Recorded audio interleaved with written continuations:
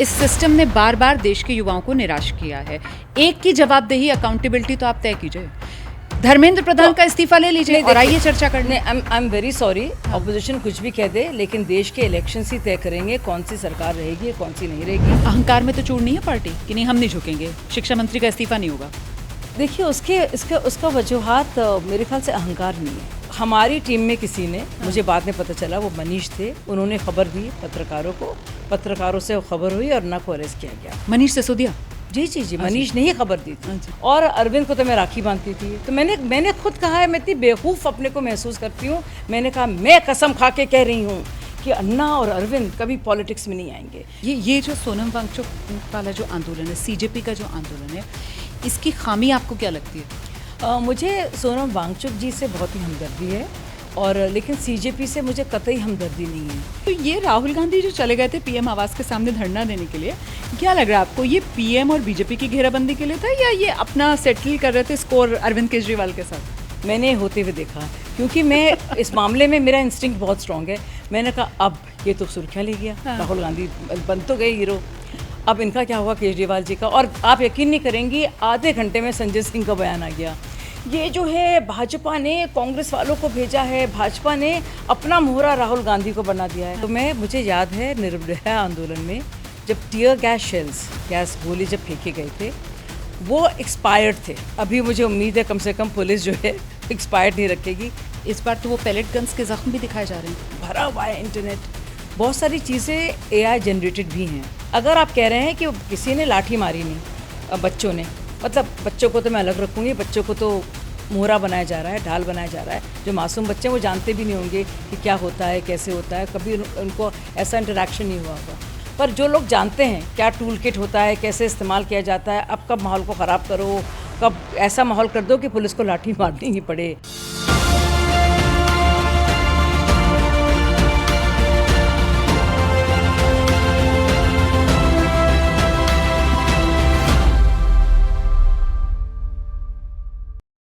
नमस्कार, अपने podcast the journey with Romana के साथ हाजिर हूं मैं, रोमाना इसार खान। थोड़ा आपको पीछे लेकर जाऊंगी। साल था 2011। रामलीला मैदान, नारा गूंजा करता था मैं अन्ना हूं, और यहीं से देश में एक आंदोलन खड़ा हुआ जिसने देश की राजनीति की दिशा बदल दी। सियासत को नई धारा मिली, सियासत को नए चेहरे मिले, और देश की राजनीति की जो धुरी है वो इस अन्ना आंदोलन के बाद बदल गई थी। अब 2011 के बाद, करीब 1.5 दशक के बाद, मतलब 15 साल बाद, वही देश की राजधानी दिल्ली है। एक बार फिर से एक आंदोलन यहां दिल्ली में जोर पकड़ रहा है। इस बार अन्ना की जगह इस आंदोलन का चेहरा बनकर उभरे हैं सोनम वांगचुक, और इस आंदोलन की कमान जो है वो बताया जा रहा है छात्रों और युवाओं के हाथ में है, जो इस आंदोलन को धार दे रहे हैं।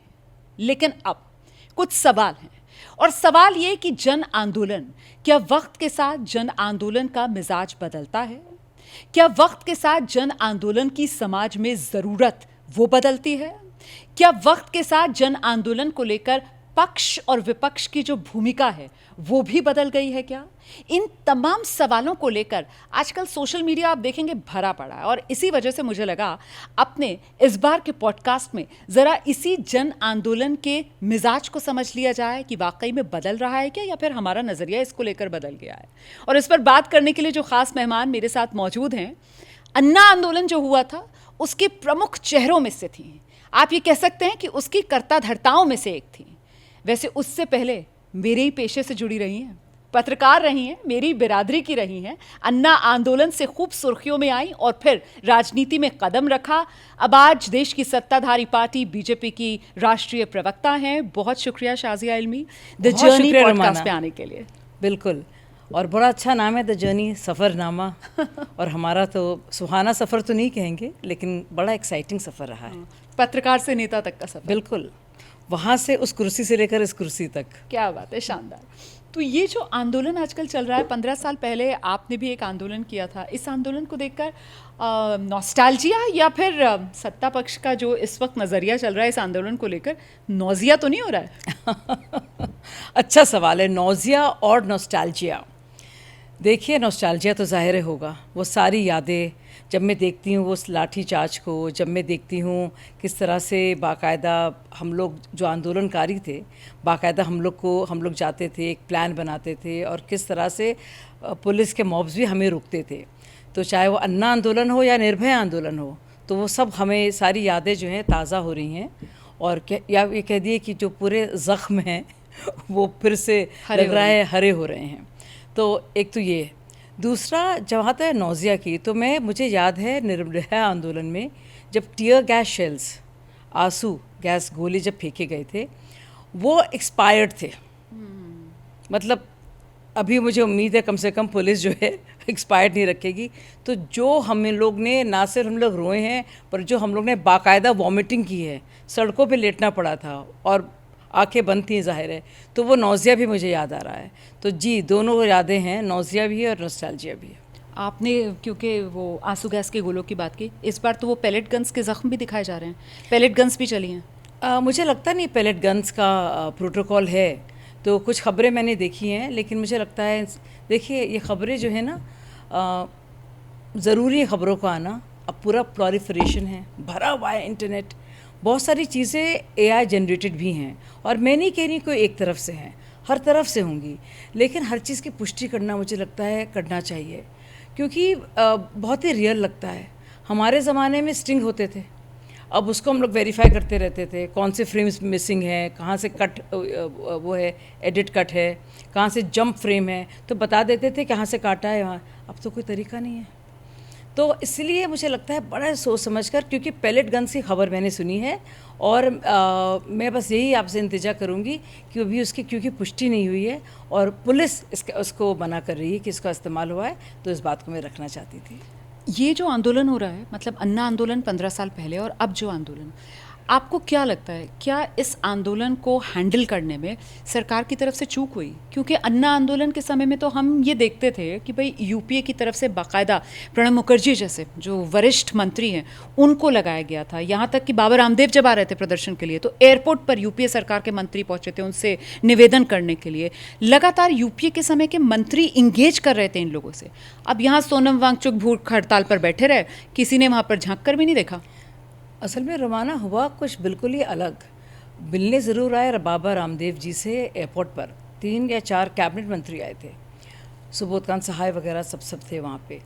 अब जो, और उसके बाद अन्ना हज़ारे का जब आंदोलन हुआ, बाकायदा कमेटी थी, 5 मंत्री उस तरफ थे, आपको याद होगा, और 5 IAC के, इंडिया अगेंस्ट करप्शन के 5 मेन लोग थे उसमें, जो ड्राफ्टिंग में शामिल थे। हम सभी लोग मेन थे उसमें वैसे, पर ये 5 लोग ने ड्राफ्टिंग में सारा काम किया था। पर उसके बाद क्या हुआ? उसके बाद बाबा रामदेव को किस तरह से लाठियां मारकर, डरा धमकाकर, एक तरह से हुड़दंग का माहौल था। बाबा रामदेव को देर रात भागना पड़ा और बड़े खौफ के साथ। अन्ना हज़ारे आंदोलन की बात आप मुझसे पूछिए, वो वही है कि मैं नानी को ननिहाल के किस्से याद आते हैं। तो मैं आपको बताऊं कि अन्ना को मैं अन्ना को एयरपोर्ट से लेकर आई थी उस दिन, जिस दिन ये खबरें थी कि अन्ना को अरेस्ट करेंगे। और एक मुझे सेफ़ हाउस टाइप का कह सकती हैं आप, प्रशांत जी ने नंबर दिया था उसका, घर जहाँ जाना था। तो मुझे याद है अपनी बलिनो से गई थी, और उसी बलिनो को ड्राइव करके मैं आती भी थी। स्टार न्यूज़ कहते थे, अभी ABP आपका चैनल है।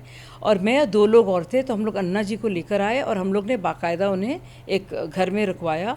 वो नोएडा की तरफ था, नहीं मयूर विहार की तरफ, सुप्रीम एनक्लेव। जी। तो पर हमारी टीम में किसी ने, मुझे बाद में पता चला वो मनीष थे, उन्होंने खबर दी पत्रकारों को, पत्रकारों से खबर हुई और अन्ना को अरेस्ट किया गया। मनीष सिसोदिया? जी, मनीष ने ही खबर दी थी।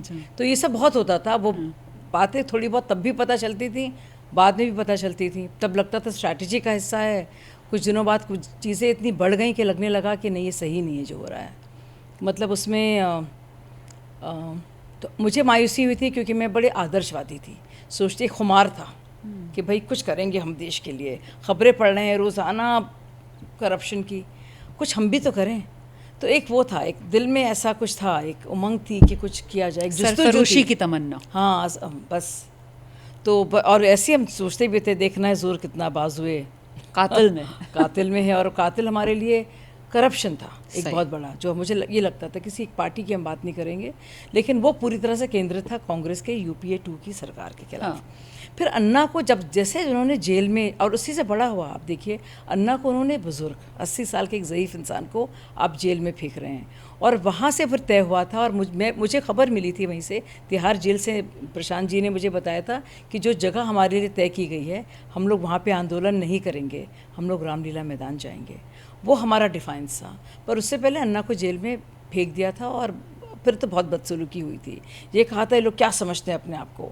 सोनिया जी के कुछ प्रिय पत्रकार थे, उन्होंने ये कहा था कि आपने बाबा रामदेव को तो इतनी इंपॉर्टेंस दे दी, फिर उन्होंने कहा आप सख्ती कीजिए, तो उनको हटाया। फिर अन्ना जी के साथ भी ये कीजिए, आप तो अब मिल रहे हैं, सब कर रहे हैं। तो कुछ पत्रकार थे ऐसे, उनका नाम नहीं लेना चाहूँगी मैं, तो खैर सीनियर एडिटर्स होते थे, बड़ा नाम होता था उनका उन दिनों, हर जगह वही मतलब डिसाइड करते थे देश की क्या पॉलिसी होगी, कैसे सरकार को क्या करना चाहिए। कुछ तो स्पीचेस भी लिखते थे हमारे कुछ मंत्रियों की। तो खैर ये सब हुआ। और मुझे याद है वो दिन रामलीला मैदान, पूरे सब गड्ढे थे वहाँ पे, क्योंकि प्रिपरेशन था नहीं कि क्या होना है। बारिश हो रही थी, कुमार विश्वास वहाँ खड़े थे, लोकपाल का वो गीत बज रहा था। हमें पता था कि अन्ना हज़ारे गांधी स्मृति से होते हुए आएंगे सीधे यहाँ पे, बाकियों को तो पता नहीं था। तो हम लोग ने वहाँ तो शुरू कर दिया अपना वो। और अन्ना, आपको तस्वीर याद है, अन्ना निकल के भाग के आ रहे हैं और सीधे रामलीला मैदान में आते हैं, और फिर हिस्ट्री। और वहाँ पे हमने कहा कुमार ये तो बारिश हो रही, क्या हो रहा है, भले बस शुरू हो जाओ। तो हम लोग ने बस लोकपाल गाना और झंडा फहराना शुरू कर दिया। किरण बेदी थी, मैं थी और कुमार विश्वास थे। Rest you know is history. और बारिश ही बारिश, लेकिन लोगों का वो जमावड़ा था, वो पूरी तरह से ऑर्गेनिक था। वो किसी भी सिर्फ करप्शन को लेकर, ताकि कोई भी सरकार करप्ट ना हो, एक लोकपाल था, एक पॉजिटिव सोल्यूशन था, सकारात्मक था, एक्शनेबल था, जिससे रिफॉर्म होता, जिससे अगर करप्शन की बातें होती हैं ब्यूरोक्रेट्स के लिए, पब्लिक सर्वेंट का जो भी डेफिनेशन है, मिनिस्टर्स के लिए अंकुश लगता। तो वो एक बाकायदा एक्शनेबल, जिस पर काम करना ज़रूरी था, रिफॉर्म के तहत देश को सुधारने के लिए एक ऐसा कानून था, और वो लेजिस्लेशन था, उसमें कोई अराजकता नहीं थी। तो बहुत सोच समझकर कि कोई हम लोग पॉजिटिव सोल्यूशन के साथ आए हैं, और जाहिर है इसको प्रमोट करने के लिए और आंदोलन को और व्यापक बनाने के लिए हमने लोगों का साथ लिया, और सब भीड़ उमड़ के आई। तो बहुत ही फ़र्क था। आप मिजाज और मूड की बात कर रही हैं, तो मिजाज बिल्कुल मुख्तलिफ है और मूड तो बिल्कुल ही बदला हुआ है। ये जो सोनम वांगचुक वाला जो आंदोलन है, सीजेपी का जो आंदोलन है, इसकी खामी आपको क्या लगती है? मुझे सोनम वांगचुक जी से बहुत ही हमदर्दी है, और लेकिन सीजेपी से मुझे कतई हमदर्दी नहीं है। क्यों? वो इसलिए है क्योंकि जो अभिजीत दीपके जी हैं, आप उनके बारे में जानते हैं, सब दुनिया जानती है कि वो पूरा सोशल मीडिया देखते थे और उनकी क्या सोच है। आपके समय में थे या आम आदमी पार्टी में? नहीं, मेरे ख्याल से उस वक्त नहीं थे, इतने एक्टिव नहीं थे वो। इंडिया अगेंस्ट करप्शन में थे? इंडिया अगेंस्ट करप्शन में कहीं नहीं थे, इनका नामो निशान नहीं था। शुरुआती दौर जो आम आदमी पार्टी का था, जिसमें मेन 100 लोग थे, नेशनल एग्जीक्यूटिव का जो हिस्सा थे, और वो अभिजीत दीपके कुछ नहीं थे। ये सब वॉलंटियर्स बाद में आए हैं, और उनको फिर वो मिला। और हम लोग कभी भी इस तरह की सोच के साथ नहीं थे कि हम लोग हमारे मंच पर किसी को गोली मारने की बात की जाए, या हमारे मंच में देश के खिलाफ कुछ बोला जाए। हमारा याद है, बल्कि वो लोगों ने मुखालफत की थी, शाज़िया आलमी मुसलमान है, वंदे मातरम कह रही हैं। हमने कहा था मैं ज़रूर कहूँगी, क्योंकि मेरे लिए तो देश सब कुछ है, और मैं कहूँगी, मुझे लगता नहीं कि मेरा इतनी आसानी से इस्लाम ख़तरे में आ जाता है। तो आप वो उनका होगा, मुसलमानों का, कुछ मुसलमानों का होगा, मौलानाओं का, और कुछ लेफ्टिस्ट का, कि भाई वंदे मातरम क्यों कह रही है। ये सब बातें हुई थी तब भी। सही। तो पर ये ऐसा कतई नहीं था, और वो देश के लिए था। और देखिए वो, और ये मुझे लग रहा है, जब आपकी डिमांड एक हो जाती है एक ख़ास मंत्री के इस्तीफे को लेकर, तो बड़ा पॉलिटिकल हो जाता है। इसमें जब आपको सल्यूशन नहीं दिए जाते हैं कि आप कैसे बदलेंगे, अब नीट को लेकर, और बहुत ही वाजिब सवाल है, और वो जितने भी स्टूडेंट्स हैं, मासूम स्टूडेंट्स हैं जो परेशान हाल रहे हैं, देश उनके साथ है, और कौन इसको बुरा कह सकता है, बताइए आप।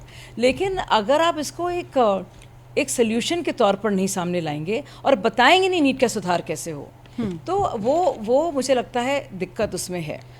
मुझे लगता है हमें जो भी आंदोलन जो हुआ शाज़िया, आपको लगता है कि वो एक सफल आंदोलन था? जी, बहुत कामयाब आंदोलन था वो। किस आधार पर? इस आधार पर कि बाकायदा सरकार ने इस आंदोलन के एंड में जॉइंट सेशन ऑफ पार्लियामेंट बुलाया, हाँ। और बात की। लोकपाल जो भी वो लेकर आए, वो तो खैर अरविंद जब सत्ता में आ गए, तब तक तो अरविंद जी कहते थे कि भाई हम तो सरकार बनाएंगे नहीं, ये आंदोलन ही रहेगा। अन्ना उसकी जान थे, रूह थे उस आंदोलन की, अरविंद उसका चेहरा थे। हाँ। तो अभी इसको आप अगर सोनम वांगचुक जी को देखेंगे, उसका रूह मान लीजिए आप, लेकिन उस तरह की वो बात जो था, एक आदर था अन्ना के लिए, वो नहीं था। हालांकि सोनम वांगचुक जी ने बहुत अच्छा काम किया है और इसके लिए वो जाने जाते हैं, लेकिन जाहिर है अन्ना जी से तो कंपेयर करना आसान भी नहीं है किसी का, और ना ही अभिजीत दीपके अरविंद केजरीवाल हैं। लेकिन वो जो आंदोलन था उसमें अकाउंटेबिलिटी और जवाबदेही, यही मुख्य मुद्दे थे। नहीं, अब उसमें अकाउंटेबिलिटी थी, जवाबदेही थी, हाँ। उसमें जिम्मेदारी थी, हाँ। उसमें एक पॉजिटिव सोल्यूशन था, हाँ। कि हम लोग किस तरह आगे बढ़ें, और उसमें ये हिम्मत थी और ये ताकत थी कि जो अनवांटेड एलिमेंट्स हैं, जो अराजक तत्व हैं, जो बाहर के लोग हैं, वो किसी तरह से हाईजैक ना करें। हमने कभी भी स्थिति को इतना ख़राब नहीं होने दिया। हमने संसद की तरफ कभी घेराव नहीं किया। हम नॉर्थ ब्लॉक तक भी ज़्यादा से ज़्यादा गए, इंडिया गेट में तो रैली सब जानते हैं, लेकिन कभी हम सोच भी नहीं सकते थे। एक बार ज़रूर हम लोग इंडिविजुअल एमपीज़ के घर के सामने हम लोग ने बाकायदा कहते हैं पिकेटिंग कहते हैं, वहाँ पे हम लोग बैठे, लेकिन हमें खदेड़ा गया और हम लोग गए। तो ये कतई कभी नहीं हुआ। जैसे आपने देखा ट्रैक्टर रैली में, या अभी भी कि किसानों वाली जो हुई थी, हाँ, किसानों वाली रैली में 26 जनवरी कि एक पुलिस वाले की मौत हो गई, कई को इतनी चोटें लगीं, और बाकायदा रिपब्लिक डे के वक्त पूरा जो झंडा था तिरंगे को हटाया गया और एक और झंडा लगाया गया निशान साहब का। तो ये कभी हम लोग सोच भी नहीं सकते थे। तिरंगा ही सब कुछ था, और हमारे मन से कभी भी देश के खिलाफ ऐसी कभी कोई बात नहीं की गई। देखिए, फैज़ की बहुत शानदार वो है नज़्म, हम देखेंगे, लाजिम है कि हम भी देखेंगे, जो लौहे अज़ल में लिखा है हम देखेंगे। अब वो किस संदर्भ में कही गई थी? फैज़ ने जब लिखा था तो वो ज़ियाउल हक़ के डिक्टेटरशिप के ख़िलाफ़ था। अब उस कॉन्टेक्स्ट में आप इसको इस्तेमाल कर रहे हैं मन से। अब देखिए, एक तो ये पाकिस्तान नहीं है, दूसरा यह जमहूरियत है, यहाँ पे कोई डिक्टेटरशिप नहीं है, बाकायदा इलेक्शन होते हैं, इलेक्शन की आप मुखालफत करते हैं, लेकिन तो उसका कोई तुक नहीं है। तो आप वही एक टूल किट को बार बार इस्तेमाल कर रहे हैं। कुछ लोगों को इससे दिक्कत हो सकती है, लेकिन कुछ लोगों को ये सूट भी तो करता ना, क्योंकि आपने फैज़ की नज़म का जिक्र कर दिया। अब उसमें सब वो तो छाले जाएंगे, बस नाम रहेगा अल्लाह का, है ना। तो उसको जो दूसरी तरफ वाले हैं वो कहते हैं देखो देखो देखो ये जो है वो धार्मिक उन्माद है, जबकि आपने बताया कैसे फैज़ की वो नज़म उसका धर्म से कोई दूर दूर तक लेना नहीं, वो हक़ की बात कर रहे थे, वो अनहल हक़ की, अनल हक उसकी वो देखिए, हाँ वो उसकी बात कर रहे थे। मतलब बेसिकली यहाँ वो है, सहूलियत के हिसाब से चीज़ों को मोड़ा तोड़ जा रहा है। नहीं, मुझे नहीं लगता है। वो भी है, वो एक कॉन्टेक्स्ट में था। हाँ। और पाकिस्तान जो बना है वो थियोक्रेटिक नेशन है, सही बात। The Islamic Republic of Pakistan. तो जाहिर सी बात है, और मुसलमान अपने ईश्वर को अल्लाह कहते हैं। तो यहाँ पे अगर आप इस चीज़ को सुना जाएगा तो लोग उसको करेंगे मिसअंडरस्टैंड। आप क्यों मिसअंडरस्टैंड करने दे रहे हैं? और ना ही ये डिक्टेटरशिप है, ना ही कोई ज़ियाउल हक़ जैसी कोई हालत है। तो आप हर चीज़ को अगर कट पेस्ट कॉपी करते रहेंगे अलग अलग जगह से, और वो भी पाकिस्तान से, तो लोगों को दिक्कत होगी। देखिए रुमाना जी, मैं दोनों तरफ की बात रख रही हूँ, और मैं इस मामले में हूँ बैलेंस्ड। और आपको लगता है कि ये जो मूवमेंट है सोनम वांगचुक, अभिजीत दीपके, ये हाईजैक हो गया है, या आप अभिजीत दीपके की ही मंशा पर सवाल उठा रही हैं? मैं ये समझना चाह रही हूँ। मैं आपसे कहना चाह रही हूँ कि जो मुझे लगता है, जो बाकायदा वेल मीनिंग, अच्छे मन से, अच्छे दिल से, सवालों के साथ परेशान हाल मासूम बच्चे जिनका एक जमावड़ा है, मुझे लगता है कि हम सबको मिलकर उनको बचाना पड़ेगा। और मैं बहुत ही चिंतित हूँ, क्योंकि 2 दिन में मैंने भी कुछ देखा और समझा कि क्या कुछ हो रहा है। मैंने सुना अभिजीत दीपके को ये भी कहते हुए कि पुलिस यहाँ पर एक ट्रक भरकर पत्थर लाई है। मुझे यो भी याद है जब जामिया में हुआ था हंगामा, तो किस तरह से मनीष सिसोदिया ने कहा था कि एक बस को जलाया है पुलिस ने, जबकि बाकायदा फुटेज आया बाद में कि बस को जलाया पुलिस ने नहीं था और लोग थे। तो जिस तरह से एक पुलिस और सरकार के खिलाफ एक माहौल बनाया जा रहा है, वो भी मुझे दिख रहा है। आम आदमी पार्टी के नैरेटिव को अभिजीत दीपके बढ़ा रहे हैं आगे, आप ये कह रही हैं? आम आदमी पार्टी का ये पीछे से स्क्रिप्टिंग चल रही है, ये तो साफ जाहिर है। तो मैं उन लोगों को अभिजीत दीपके जैसे लोगों से भी बचाना चाहूँगी। शायद मैं रंका के बारे में ना कहूँ, शायद मैं सौरभ दास के बारे में ना कहूँ, लेकिन ख़ास तौर से इस शख्स के बारे में मैं ज़रूर कहूँगी। अब भी ना तो आप बच्चे हैं, ना आपका नीट से ताल्लुक़ है, बाकायदा आप काम कर रहे हैं, कई साल पहले आप स्टूडेंट रहे हैं, तो आप अमेरिका से आकर यहाँ पे आंदोलन क्यों कर रहे हैं? और आपने कॉज बड़ा अच्छा लिया है, और ज़रूरी कॉज है ये, मतलब सच में बहुत ज़रूरी है ये कि इस पर बोला जाए। और वो जो नीट की लीक्स हुई हैं, मतलब लेकिन जब आप ये बात कहेंगी तो पलटकर आपसे पूछा जाएगा तो मतलब महिलाओं की बात सिर्फ महिलाएं करेंगी, किसानों का मुद्दा सिर्फ किसान उठाएंगे, मतलब बाकी कोई नहीं उठाएगा? नहीं नहीं उठाएं बिल्कुल, हाँ, तो लेकिन अपने को तो क्या दिक्कत है अगर अभिजीत दीपके जो हैं वो विदेश से आकर देश में युवाओं का मुद्दा उठा रहे हैं? मतलब युवाओं का मुद्दा उठाने के लिए छात्र होना, युवा होना ही जरूरी है? नहीं नहीं नहीं, पर कितने छात्र उसमें शामिल हैं? आपको ये भी तो देखना पड़ेगा कि जेन्युइन छात्र कितने हैं, कितने लोग बाहर से आए हैं जो बाकायदा हंगामा कर रहे हैं। आपको लगता नहीं कि हमें छात्रों को बचाना चाहिए? ये यंग माइंड्स हैं, 18, 19, 20 ईयर ओल्ड जो आए हैं, जाहिर है उनको तो बचाना चाहिएगा उन लोगों से जिनकी पूरा एजेंडा है कि हम ऐसे माहौल ख़राब कर दें, ऐसा रायता फैलाएं, ऐसी गंदगी कर दें कि बस सरकार जाए। 22 छात्रों ने आत्महत्या कर ली नीट, है ना, नीट पेपर लीक की वजह से। और दो मतलब बोल संवेदनशीलता के वो जहाँ से आने चाहिए थे या जो जिम्मेदार लोग हैं उनकी तरफ से आए नहीं। अब धर्मेंद्र प्रधान जो शिक्षा मंत्री, मेरा सवाल सुन लीजिए, जो धर्मेंद्र प्रधान जो शिक्षा मंत्री हैं उनमें ऐसे कौन से सुर्खाब के पर हैं कि उनका इस्तीफा नहीं लिया जा सकता है? ये सवाल है। रुमाना जी, दो ज़रूरी बातें आपने कही हैं, एक तो इस्तीफे को लेकर और उससे पहले आपने बात की है उन छात्रों की। तो जहाँ तक बात है छात्रों की, मतलब हम सब लोगों ने, धर्मेंद्र प्रधान जी ने इस पर ना सिर्फ मतलब हाथ जोड़ के माफ़ी मांगी है, और मैं तो हमेशा माफ़ी मांगती हूँ क्योंकि इससे ज़्यादा तकलीफदेह बात नहीं हो सकती है कोई। सोचिए क्या गुजरी होगी उन माँ बाप पर, और ये बहुत बड़ी एक भूल है, एक गलती है। और ये इससे देखिए कोई सरकार भाग नहीं सकती है, and the buck stops there, जहाँ पे होता है तो वो। पर मुझे लगता है जब ये बात होती है इस्तीफे की जी, और देखिए आप अभी पंजाब में 4 पेपर लीक सी बात हुई 4 दिन पहले की, किसी भी पार्टी ने, ना ही हमने एजुकेशन मिनिस्टर के इस्तीफे की बात की। राजस्थान में अशोक गहलोत की सरकार में 19 पेपर लीक्स हुए हैं, किसी ने बात नहीं की। मुझे लग रहा है ये पॉलिटिकल पार्टीज़ जो हैं जानबूझ के एक बहुत ही इमोशनल मुद्दे को और एक वही सही मुद्दे को हाईजैक करके अपना काम कर रही हैं। मुझे उससे तकलीफ़ है। स्टूडेंट्स बिल्कुल आए, और काश स्टूडेंट्स आते और बात को रखते, लेकिन सरकार को अकाउंटेबल बनाते। क्या शाजिया बेहतर नहीं है कि सरकार ये मौका क्यों दे रही है? मतलब आप कहती हैं कभी अभिजीत दीपके हाईजैक कर रहे हैं, कभी आप विपक्ष कहती है हाईजैक कर रहे हैं, सरकार हाईजैक क्यों नहीं दे रही है भाई?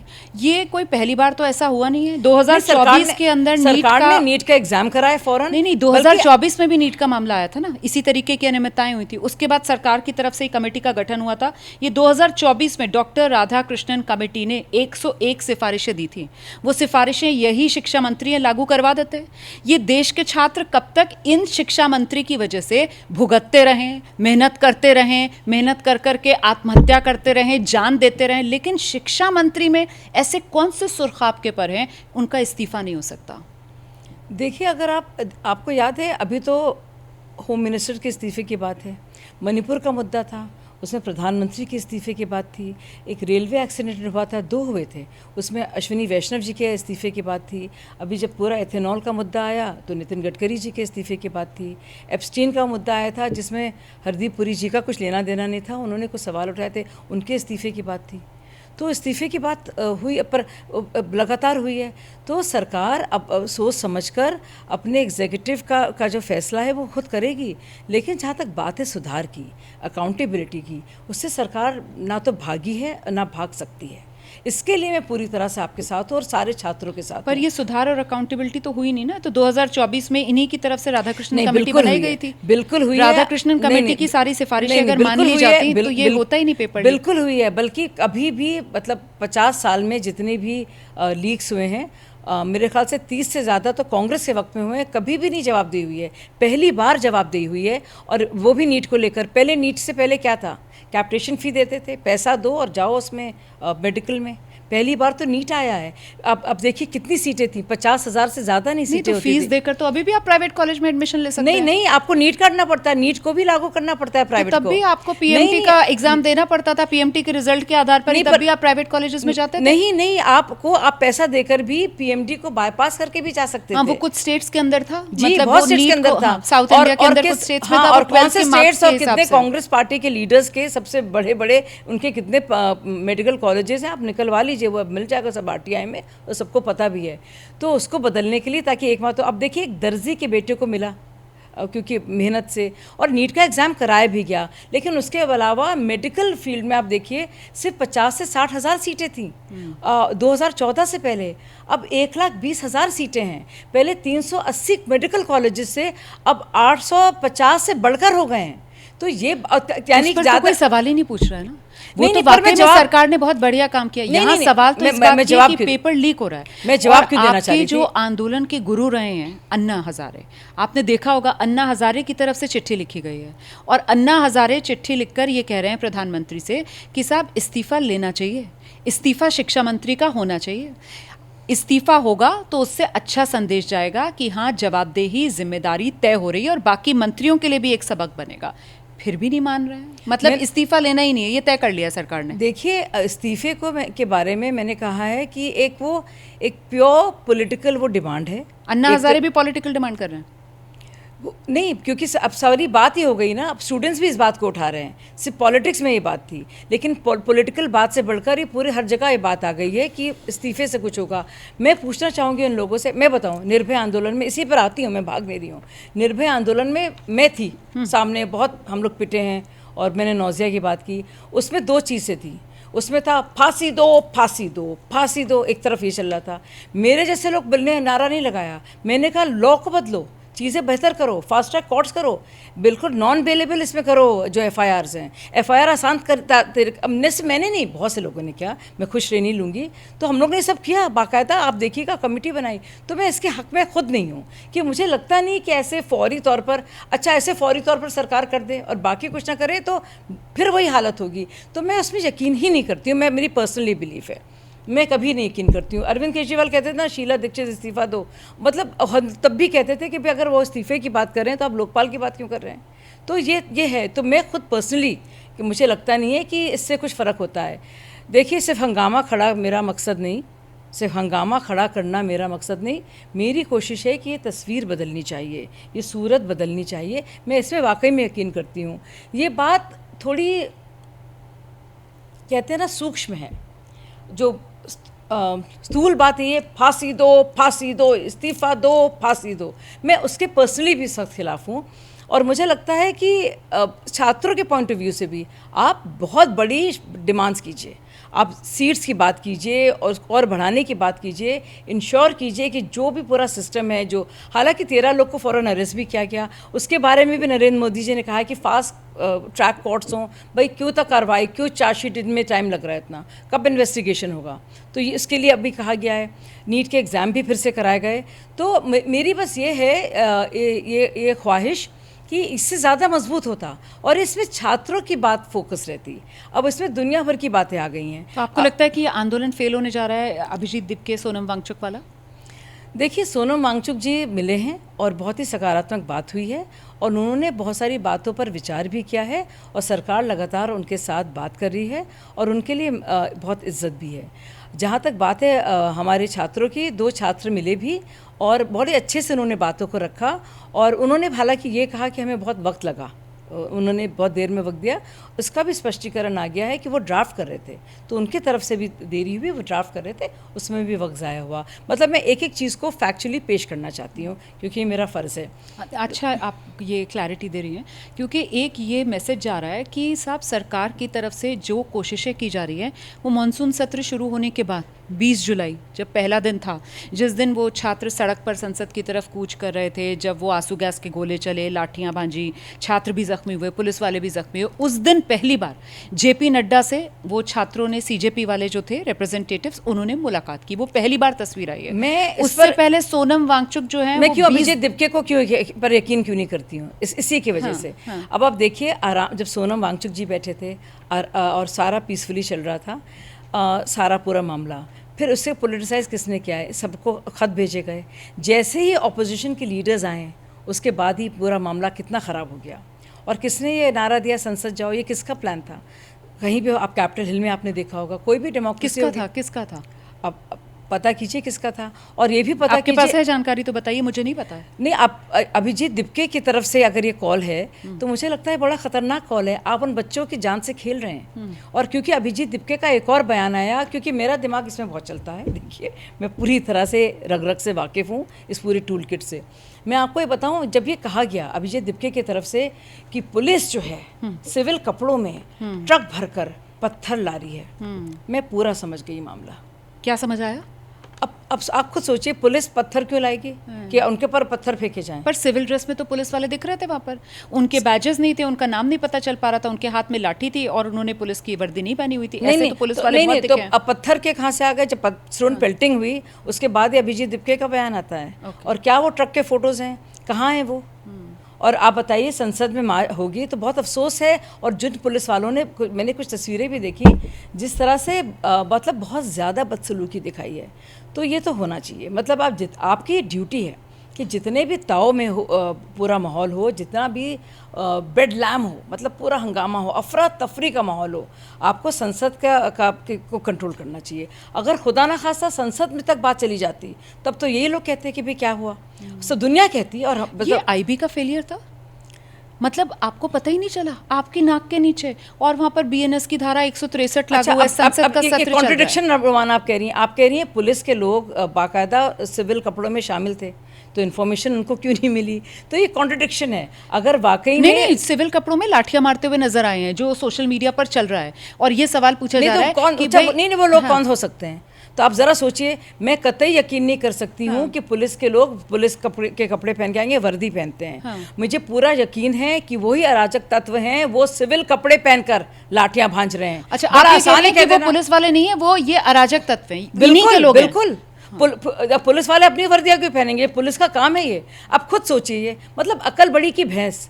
मैंने लोगों से पूछा, अगर आप कह रहे हैं, आप मैंने आम आदमी पार्टी के लोगों से कहा कि किस तरह से पत्थर लाए गए। मैंने कहा क्या तस्वीरें हैं, कौन से वो ट्रक थे, कौन से वो लोग थे, फोटो तो दिखाओ भाई। और पुलिस ऐसा करेगी, मतलब पुलिस ये दिखाना चाहेगी कि हम फेल हो गए। तो वो तो पुलिस नहीं, मैं बताऊं, बीजेपी तो नहीं चाहेगी ना कि दिखाना अपने को कि हम फेल हो गए। तो नहीं, ये तो इतनी तो अकल सब में है। बहुत से फैक्ट चेकर्स हैं जो बाकायदा, वो जो लोग हैं जिन्होंने पुलिस की यूनिफॉर्म नहीं पहनी हुई है, उनके हाथ में लेकिन डंडा है, हेलमेट भी लगा हुआ है, और उनकी तस्वीरें चल रही हैं, और वो बता रहे हैं कि देखो ये जो है ये पुलिस वाले हैं, और वो दिल्ली पुलिस की नजरों के सामने होगा। लेकिन दिल्ली पुलिस ऐसा तो है नहीं कि उनके खिलाफ कोई एक्शन ले रही है या कह रही है कि नहीं ये हमारे लोग नहीं है, ये पुलिस के लोग नहीं है। अच्छा सुनिए, तो वो जो बता रहे हैं, जो फैक्ट चेकर्स हैं, बड़े अपने को पता नहीं क्या तुर्रम खां समझते हैं। अगर उन फैक्ट चेकर्स को लगता है कि ये सिविल कपड़े पहनकर दिल्ली के पुलिस वाले बाकायदा लाठी चार्ज कर रहे हैं, तो कौन रोक रहा है उनको इनके खिलाफ और इनके तस्वीरें देने से, ताकि वो इनके खिलाफ जांच हो? क्यों नहीं इंक्वायरी बैठ रही है? इसकी मांग तो हमने सुनी नहीं। मतलब खबरें बड़ी सुन ली हैं, साजिशें बड़ी सुन ली हैं, लेकिन ये डिमांड में कभी आया है? ये डिमांड में ज़रूर आया। अच्छा, एक और मैं बात पूछना चाह रही हूँ। अगर आप कह रहे हैं कि किसी ने लाठी मारी नहीं, बच्चों ने, मतलब बच्चों को तो मैं अलग रखूँगी, बच्चों को तो मोहरा बनाया जा रहा है, ढाल बनाया जा रहा है। जो मासूम बच्चे हैं वो जानते भी नहीं होंगे कि क्या होता है, कैसे होता है, कभी उनको ऐसा इंटरेक्शन नहीं हुआ होगा। पढ़ाई लिखाई में रहते हैं बच्चे, बहुत प्रेशर होता है उनके ऊपर। तो पर जो लोग जानते हैं क्या टूल किट होता है, कैसे इस्तेमाल किया जाता है, अब कब माहौल को ख़राब करो, कब ऐसा माहौल कर दो कि पुलिस को लाठी मारनी ही पड़े, ऐसे संसद का घेराव करो। तो मैं उनसे पूछना चाह रही हूँ, एक तरफ तो आप कह रहे हैं कि FIR नहीं होनी चाहिए, है ना, दूसरी तरफ कह रहे हैं जिसने लाठियां मारी भी हैं वो स्टूडेंट्स दिखा रहे हैं अपने आप को, लेकिन वो पुलिस वाले हैं। तो अगर वो पुलिस वाले ही हैं सिविल कपड़ों में, तो आप क्यों नहीं FIR, तो आप FIR लेनी नहीं चाहिए आपको वापस। आप खुद कह रहे हैं जो FIR हुई है तो उसको हटा लीजिए, कहा जा रहा ना उनकी तरफ से FIR नहीं होनी चाहिए स्टूडेंट्स पर, यानी कि जिनको दिखाया गया है कि वो मार पीट रहे हैं उनको हटा दीजिए। पर दूसरी तरफ ये भी कहा जा रहा है कि सिविल कपड़े पहनकर वो पुलिस है, तो फिर आपको तो अच्छा लगना चाहिए FIR अगर हो रही है। अकल बड़ी की भैंस। नहीं, किस पर हो रही है FIR? दिल्ली पुलिस ने की है, 10 FIR दिल्ली पुलिस ने दर्ज की है। मैं वही तो कह रही हूँ, दिल्ली पुलिस दिल्ली पुलिस ने FIR की है। हाँ, उसको लेकर ये मांग आई है।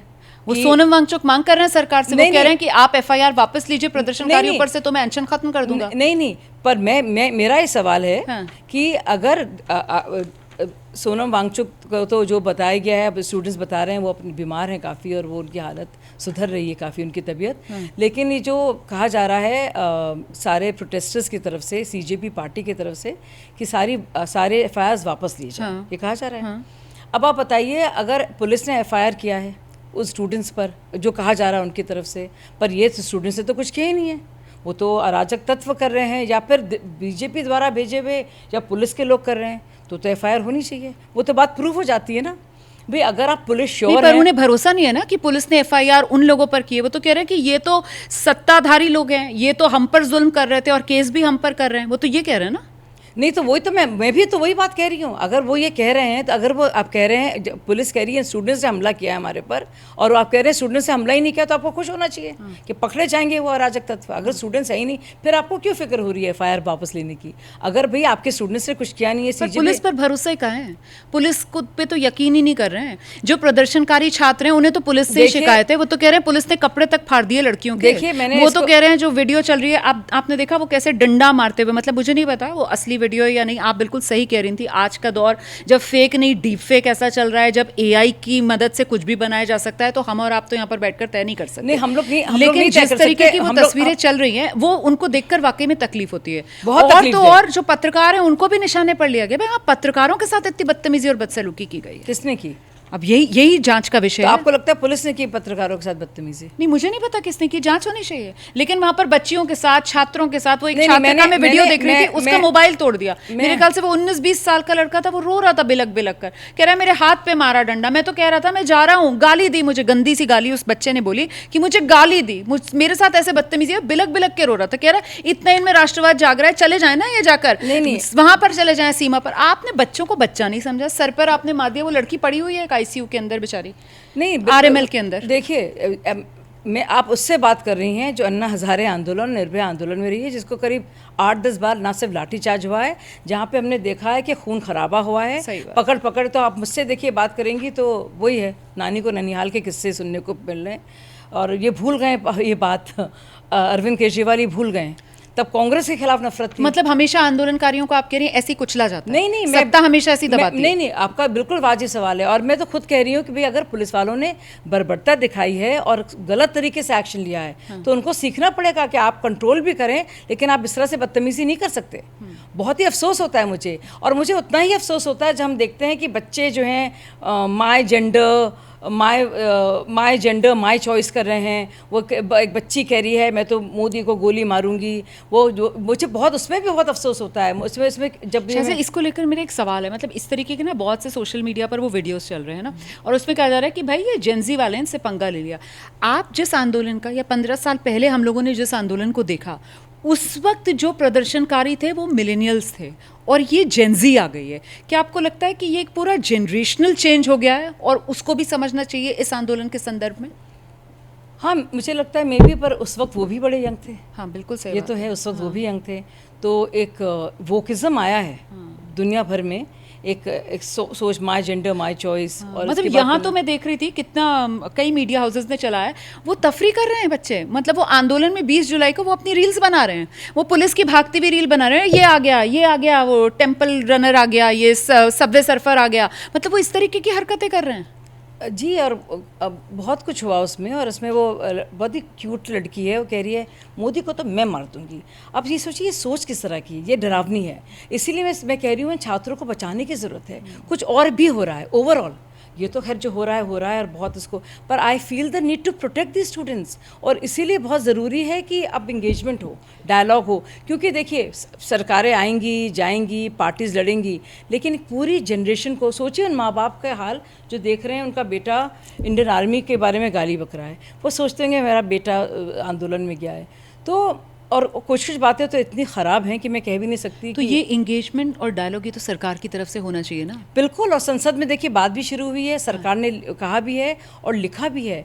मतलब संसद में तो बात ही नहीं हो रही है, विपक्ष तो अड़ गया है। विपक्ष तो अड़ गया है, वो कह रहे हैं कि जब तक इस्तीफा नहीं होगा तब तक बात नहीं करेंगे। विपक्ष का स्टैंड मुझे लगता है दर्शकों को जानना चाहिए।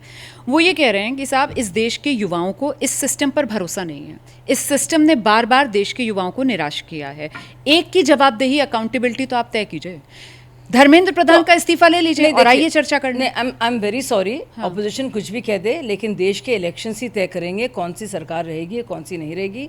और ऐसा क्या सिस्टम था 10 साल 12 साल पहले, मतलब ऐसा क्या बदलाव हुआ है सिस्टम में? तो इस तरह की बातें, और अपनी लीक सी वो बात करें। और मुझे इस बात पर बहुत अफसोस होता है, और मैं बताना चाहती हूँ राजस्थान में अशोक गहलोत का क्यों नहीं हटवाया उन्होंने। अभी बेंस जो एजुकेशन मिनिस्टर है पंजाब के, क्या जवाब। और ये बात मैं नहीं कर रही हूँ, ये बात शाज़िया आलमी राष्ट्रीय प्रवक्ता भाजपा की नहीं कर रही है, ये तो कांग्रेस के सांसद बात कर रहे हैं इसकी। ये तो वारिंग जो है वहाँ के, जो पंजाब कांग्रेस प्रदेश अध्यक्ष हैं, अमरिंदर सिंह राजावड़ी, वो कह रहे हैं कि भैया ये 4 बार हुआ है, तो वो तो बात वही हो गई ना, वो राजनीति हो गई। आप टूल किट की बात कर रही हैं, इधर से कहा जा रहा है कि साहब ये ऑर्गेनिक था, इसी वजह से इसको कोई लीड नहीं कर रहा था, ये बेतरतीब होता चला गया। तो आपको लगता है कि, लेकिन आप बार बार टूल किट कह रही हैं, तो आपको ये टूल किट वाला क्यों लग रहा है प्रदर्शन? मुझे इसलिए लग रहा है क्योंकि दीपके जी वो पुलिस की बात कर रहे हैं कि बाकायदा पत्थर लाए गए जब वो अनरूली हो गया। और मुझे ये भी लग रहा है कि बार बार वो जो बातें ऑपोजिशन कह रही थी वो सीजेपी के लोग कह रहे हैं। और अच्छा, जो कॉकरोच नाम भी है तो उससे भाजपा का कुछ लेना देना नहीं है, वो तो सुप्रीम कोर्ट की तरफ से उनके चीफ जज ने कहा था और इन्होंने उसको लपक लिया। हाँ, वो लपक लिया। और यूथ करेगा इस बात को, लेकिन आप लीड करें, आप करें, पर आप एक ब्रॉड विजन के साथ और एक पॉजिटिव विजन के साथ सामने जाएं। क्या सरकार समझ नहीं पाई इस सिचुएशन को? असेस नहीं किया आपने पहले कि ये सीजेपी वाले इतना बड़ा आंदोलन खड़ा कर देंगे, और अब जब ये गले की फांस बन गया है तो फिर ये सारे इंगेजमेंट और संवाद होना चाहिए, अब ये कहा जा रहा है। देखिए, अब तो सामने आ ही गया है कि अरविंद केजरीवाल पूरी तरह से उसमें हैं। फिर राहुल गांधी जी ने एक और खोल दिया मंच अपना, उनको लगा FOMO, fear of missing out. अरे ये लोग तो वहाँ पे हीरो बन गए, मैं यहाँ पे हीरो बनता हूँ, केजरीवाल वहाँ पे कैसे बन सकता है? तो वो यहाँ पे आ गए। अखिलेश जी थोड़े कूद फांद कर रहे थे, उधर भी जा रहे थे, इधर भी जा रहे थे, वो कंफ्यूज हैं किसके साथ क्या करना है उनको।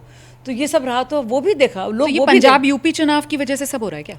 बिल्कुल, वो भी तो बहुत बड़ा फैक्टर है। इन पार्टीज़ के लिए तो वही है भाई, राहुल गांधी जी के लिए तो वही है ना। आम आदमी पार्टी का तो पूरा स्टेक है पंजाब में, पूरा स्टेक है पंजाब में। और आप कह रही हैं कि आम आदमी पार्टी की तरफ से प्रायोजित है ये सीजेपी का पूरा आंदोलन। अरे अभिजीत दिपके वहाँ पे बाकायदा आम आदमी पार्टी में काम उन्होंने किया है, उनके मेंटोर है मनीष सिसोदिया, वो सोशल मीडिया का हिस्सा थे, बाकायदा एक बड़ा हिस्सा थे वो। तो इसमें क्या गलत है? अन्ना आंदोलन था, उसमें कहा जाता था तब का जो विपक्ष है बीजेपी, वो उसकी तरफ से प्रायोजित था, पूरा संघ का जो है उसको सपोर्ट था।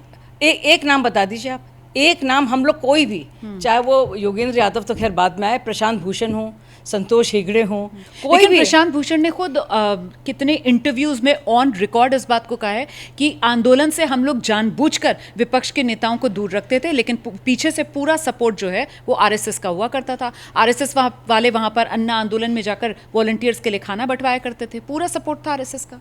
तो क्यों नहीं हो? अब हम तो कहते थे सारे करें, हम तो ये भी कहते थे मुस्लिम जितनी भी तंजीमें थी वो भी आई उसमें, वो भी हिस्सा हम। मैं तो ये कहती थी कि सब आए, तो वही तो सब आते थे ना, सब आते। तो अभी इनके साथ भी सब आ रहे हैं, तो क्या प्रॉब्लम? इनके साथ सब कहाँ आ रहे हैं? कोई सब नहीं आ रहा है। जब शुरुआत हुई थी, अभिजीत दिपके तो उन्हीं पार्टी का था। हाँ। जो हमने शुरू किया था, हम किसी पार्टी के नहीं थे, बल्कि हमने तो बाकायदा कसम खाई थी वहाँ से कि हम जो हैं कभी पार्टी नहीं बनाएंगे। केजरीवाल ने तो कसम खाई थी। और मुझे याद है आप ही कि जब एबीपी बन गया था, एक और एंकर थे दीपक वहाँ पे, उन्होंने पूछा था मुझसे और मैंने यहीं पे बोला था, देखिए अन्ना मेरे पिता समान है, मैं यकीन करती थी।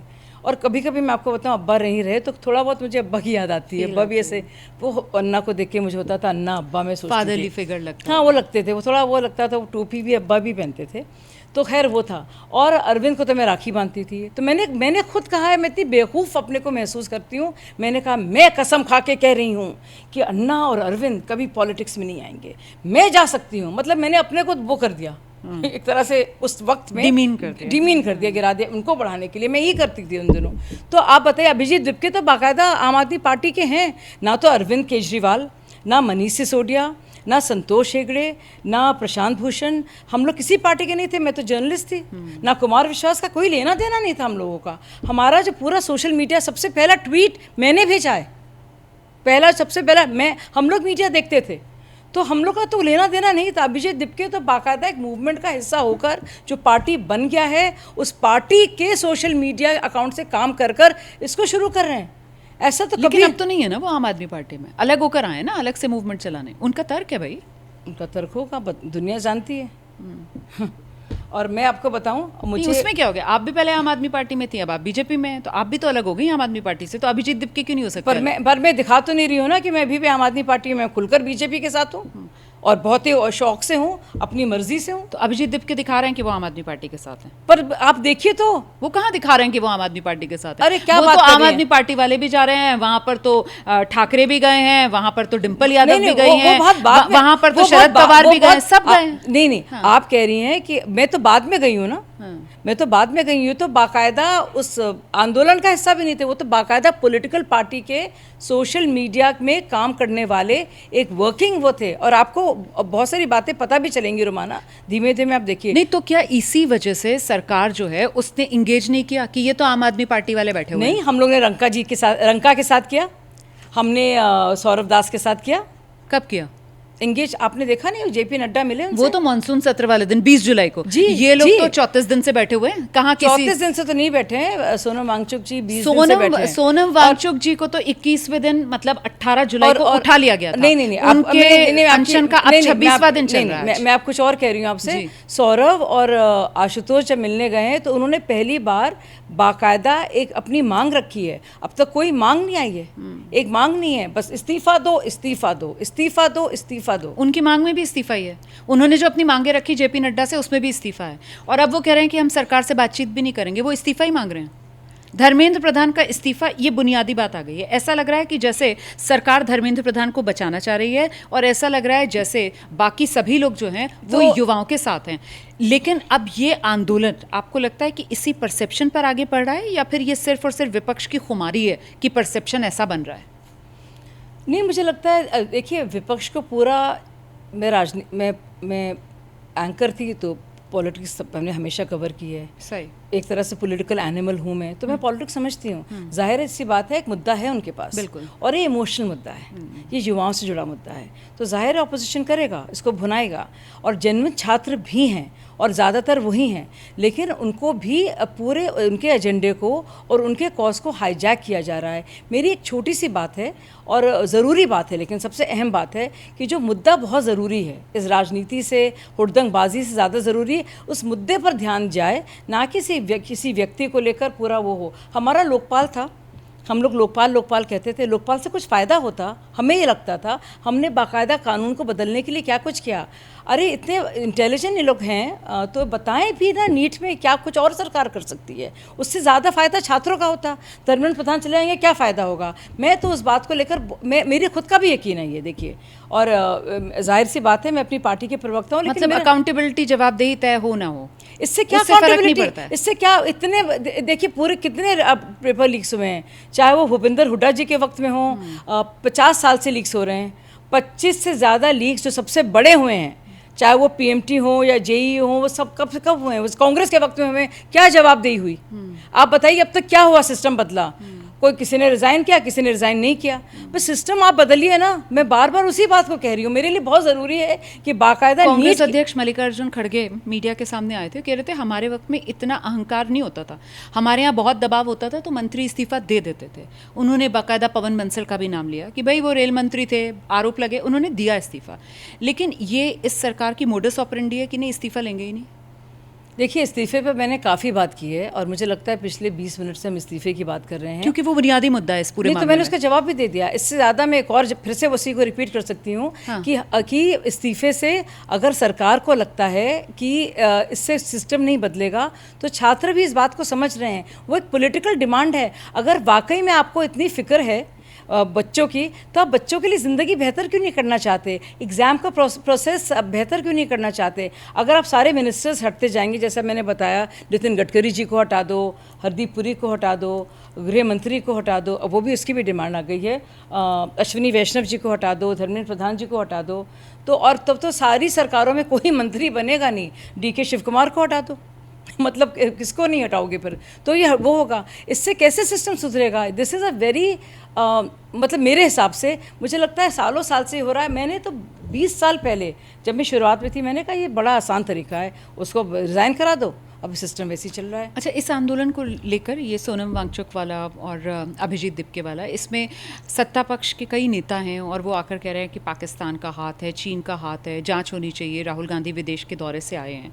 और फिर बहुत से लोग हैं वो ये कह रहे हैं कि ये वही स्क्रिप्ट है, जब इमरजेंसी लगाई थी, इंदिरा गांधी प्रधानमंत्री होती थी, विपक्ष जब सवाल उठाता था तो वो कहती थी कि देखो ये विदेशी ताकतों का हाथ है।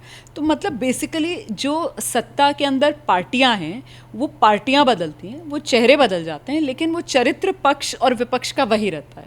मतलब आप सत्ता में हैं तो आप विपक्ष को डिस्क्रेडिट करेंगे, आप विपक्ष में हैं तो आप सत्ताधारियों के इस्तीफे मांगेंगे। नहीं नहीं, पर जॉर्ज सोरोस ने जो कहा है कि नरेंद्र मोदी को हटना चाहिए, वो तो रियलिटी है। ये भी रियलिटी है कि इंडिया का कद जो है बहुत बढ़ रहा है इकोनॉमिकली, और बहुत सी ताकतें चाहती हैं। ये भी है कि बहुत सारी फॉरेन एजेंसीज़ हैं जो नेपाल में बाकायदा सक्रिय रही हैं और बांग्लादेश में, और काफ़ी लोग दुनिया समझती है कि सिविल वॉर्स कहाँ कहाँ कराई जाती हैं, और पूरा हुआ है। कोवर्ट ऑपरेशंस एक बड़ी अच्छी किताब है जो जेफरी सैक्स हमेशा रिकमेंड करते हैं, एक बहुत ही ब्रिलियंट एनालिस्ट की, आप पढ़िए। तो ये हुआ है हमेशा, पूरे जियो पॉलिटिक्स यही है पूरे वर्ल्ड में, किस तरह से, चाहे वो CIA हो, उन्होंने कराया है ये भी रियलिटी है। तो चाहे वो CIA हो या फिर चाइनीज़ लेकिन हम अपने यहाँ इतना क्यों डर जाते हैं? मतलब हमारे यहाँ अगर आंदोलन हो रहा है तो अरे नेपाल जैसा ना हो जाए, बांग्लादेश जैसा ना हो जाए, वो तो वही कह रहे हैं। हाँ। वो तो मैंने जिक्र बाकायदा वहाँ पे आंदोलनकारी से सुना है। वो तो ये भी कहा कि यहाँ पर नेपाल बना देंगे। वो तो सोनम वांगचुक जी ने भी कहा था नेपाल ना बन जाए। ये तो हुआ है, और बहुत सा फॉरेन मनी आता है। और नहीं, मैं रुमाना जी मैं बात खत्म करूँ तो ये असलियत है। मुझे मालूम था इमरजेंसी के वक्त क्या था, लेकिन मैं जानती हूँ कि, और अरुंधति रॉय का मैंने एक वीडियो डाला है आज, आप देखिएगा, तो वो कैसे बता रही हैं कि किस तरह से केजरीवाल, फोर्ड फाउंडेशन किस तरह से लगे हुए हैं देश में। मतलब ये तो आप बता रही हैं ना, चीज़ें बदल जाती हैं। वही मैं कह रही हूँ, बिल्कुल। वो तब पहले ऐसा होता था, अब अन्ना आंदोलन के समय ही वो अरब स्प्रिंग हो रहा था वहाँ पर, है ना? पर उस समय दुनिया में अरब स्प्रिंग हो रहा था। अच्छा, वो आप अरुंधति पर आ गई। जॉर्ज सोरोस जैसे लोगों ने, जिनका इतना दबदबा है, ओपन सोसाइटी फाउंडेशन, जिनके इतने बड़ी जिनकी फंडिंग है, जिनका कॉपस जो है ट्रस्ट का, जितना इतना पैसा है, कभी किसी ने सुना नहीं इतने इन्फ्लुएंशियल एक बिलियनर को, जिसने पूरी हंगरी में अपनी सरकार गिरा दी और इंग्लैंड की सरकार को गिराने के लिए चला था वो। उसने खुलकर कहा हो कि नरेंद्र मोदी, में पूरी कोशिश मेरी यही है कि नरेंद्र मोदी की सरकार जाए। ये कभी नहीं हुआ है, कभी हमारे इतिहास में ऐसा नहीं हुआ है कि इस तरह से हम लोग टॉप 4 इकोनॉमीज में आ गए हैं। कभी हुआ नहीं है हमारे। तो मतलब हमारे देश का जो विपक्ष है वो विदेश में बैठे लोगों के हाथ की कठपुतली, आप ये कह रही हैं? देखिए, बाकायदा यूनाइटेड नेशंस में पाकिस्तान ने एक डॉसियर पेश किया। उस डॉसियर में वो वही बयान थे जो राहुल गांधी ने दिए थे। तो ये भी असलियत है, ये भी असलियत है। जो लोग हमारे देश में कहते हैं चिकन नेक को कर दिया जाए, और जिस तरह से सिविल वॉर की बात करते हैं, हमें बचने की ज़रूरत है। और जब से कहते हैं देश की बर्बादी तक जंग चलेगी, तो किसकी बर्बादी है ये? मतलब अफजल हम शर्मिंदा हैं, तेरे कातिल जिंदा हैं, ये भी है, और ये ख़तरनाक बात है। पर शाजिया, हंसी इसीलिए आती है ना कि ये भी है, ये ख़तरनाक बात भी है, और फिर अफजल हम शर्मिंदा हैं, तेरे कातिल जिंदा हैं, वो विचारधारा वालों के साथ आप ही की पार्टी जो है वो सरकार भी बना लेती है, सरकार भी चलाते हैं वहाँ पर महबूबा मुफ्ती की पार्टी के साथ। और तभी का टाइम है, महबूबा मुफ्ती उसमें शामिल नहीं थी, मुझे उन्हीं की पार्टी थी पूरी, नहीं, जो सबसे ज्यादा सहानुभूति रखती थी। पूरी तरह से JNU नहीं, वो भी गलत आप बता रही हैं। पूरा JNU में नारे लगे हैं, पूरी लेफ्टिस्ट ये सोच थी। अफजल गुरु को लेकर बाकायदा जब गए हैं लोग, कौन कौन गया था, वो सिग्नेटरीज देख लिए, महबूबा मुफ्ती उसमें नहीं थी। पूरी अगर लिस्ट देखेंगे आप 25 से ज़्यादा 30 लोगों की, वो सब जाने माने योगेंद्र यादव टाइप्स हैं। वो महबूबा मुफ्ती नहीं थी। महबूबा मुफ्ती की अगर आप बात करेंगी PDP की, तो वो या तो कश्मीर आप सरकार नहीं बनने दें, छोड़ दें कश्मीर ऐसे, या आप सरकार बनाएं। और क्योंकि इलेक्टोरल मजबूरी थी, इसलिए कॉमन मिनिमम प्रोग्राम के साथ बनाया, और जब हालात देखे तो हटाया भी उसको, फिर 370 भी लाया गया। तो बहुत कुछ हुआ है उसके बाद से। मतलब हर चीज़ को जोड़कर किसी तरह से वो करेंगी। तो अब ये जो जन आंदोलन चल रहा है, इस जन आंदोलन की कोई क्रेडिबिलिटी सरकार की नज़र में है, या सिरे से खारिज कर रहे हैं कि नहीं ये तो पॉलिटिकली? नहीं, पूरी तरह। आप देखिए, नरेंद्र मोदी जी का अगर आप ट्वीट देखेंगी, उनके मैसेज देखेंगी, JP नड्डा जी के सारी बातें, या पार्लियामेंट में जो भी हमारे लीडर्स अभी इस वक्त कह रहे हैं जब हम लोग बात कर रहे हैं, या फिर जितेंद्र जी की अगर आप बात सुनेंगी, आप यही देखेंगी कि पूरी तरह से हम युवाओं के साथ हैं। लेकिन जाहिर है राजनीति में पार्टीज़ अलग अलग काम करती हैं। तो हम, अगर आप कह रही हैं कि हम आम आदमी पार्टी के साथ भी हो जाएं और राहुल गांधी जी के पास भी हो जाएं, और कह दें राहुल गांधी जी बैठ जाइए आप वो प्रधानमंत्री जी के निवास के सामने 7 लोकपाल मार्ग पर आप बैठ जाएं, तो वो तो नहीं होने वाला है, और संसद पर कुछ नहीं करने देंगे। अच्छा, ठीक है। राहुल गांधी का क्योंकि आपने जिक्र किया, तो ये राहुल गांधी जो चले गए थे PM आवास के सामने धरना देने के लिए, क्या लग रहा है आपको, ये PM और BJP की घेराबंदी के लिए था, या ये अपना सेटल कर रहे थे स्कोर अरविंद केजरीवाल के साथ? देखिए, बड़ी अजीबोगरीब बात यह है कि, और मैंने वो, मेरे ख्याल से मैं आपके चैनल पर नहीं थी, कहीं और थी, मैंने होते हुए देखा, क्योंकि मैं इस मामले में मेरा इंस्टिंक्ट बहुत स्ट्रॉन्ग है। मैंने कहा अब ये तो सुर्खियाँ ले गया, राहुल गांधी बन तो गए हीरो। अब इनका क्या हुआ केजरीवाल जी का, और आप यकीन नहीं करेंगी आधे घंटे में संजय सिंह का बयान आ गया।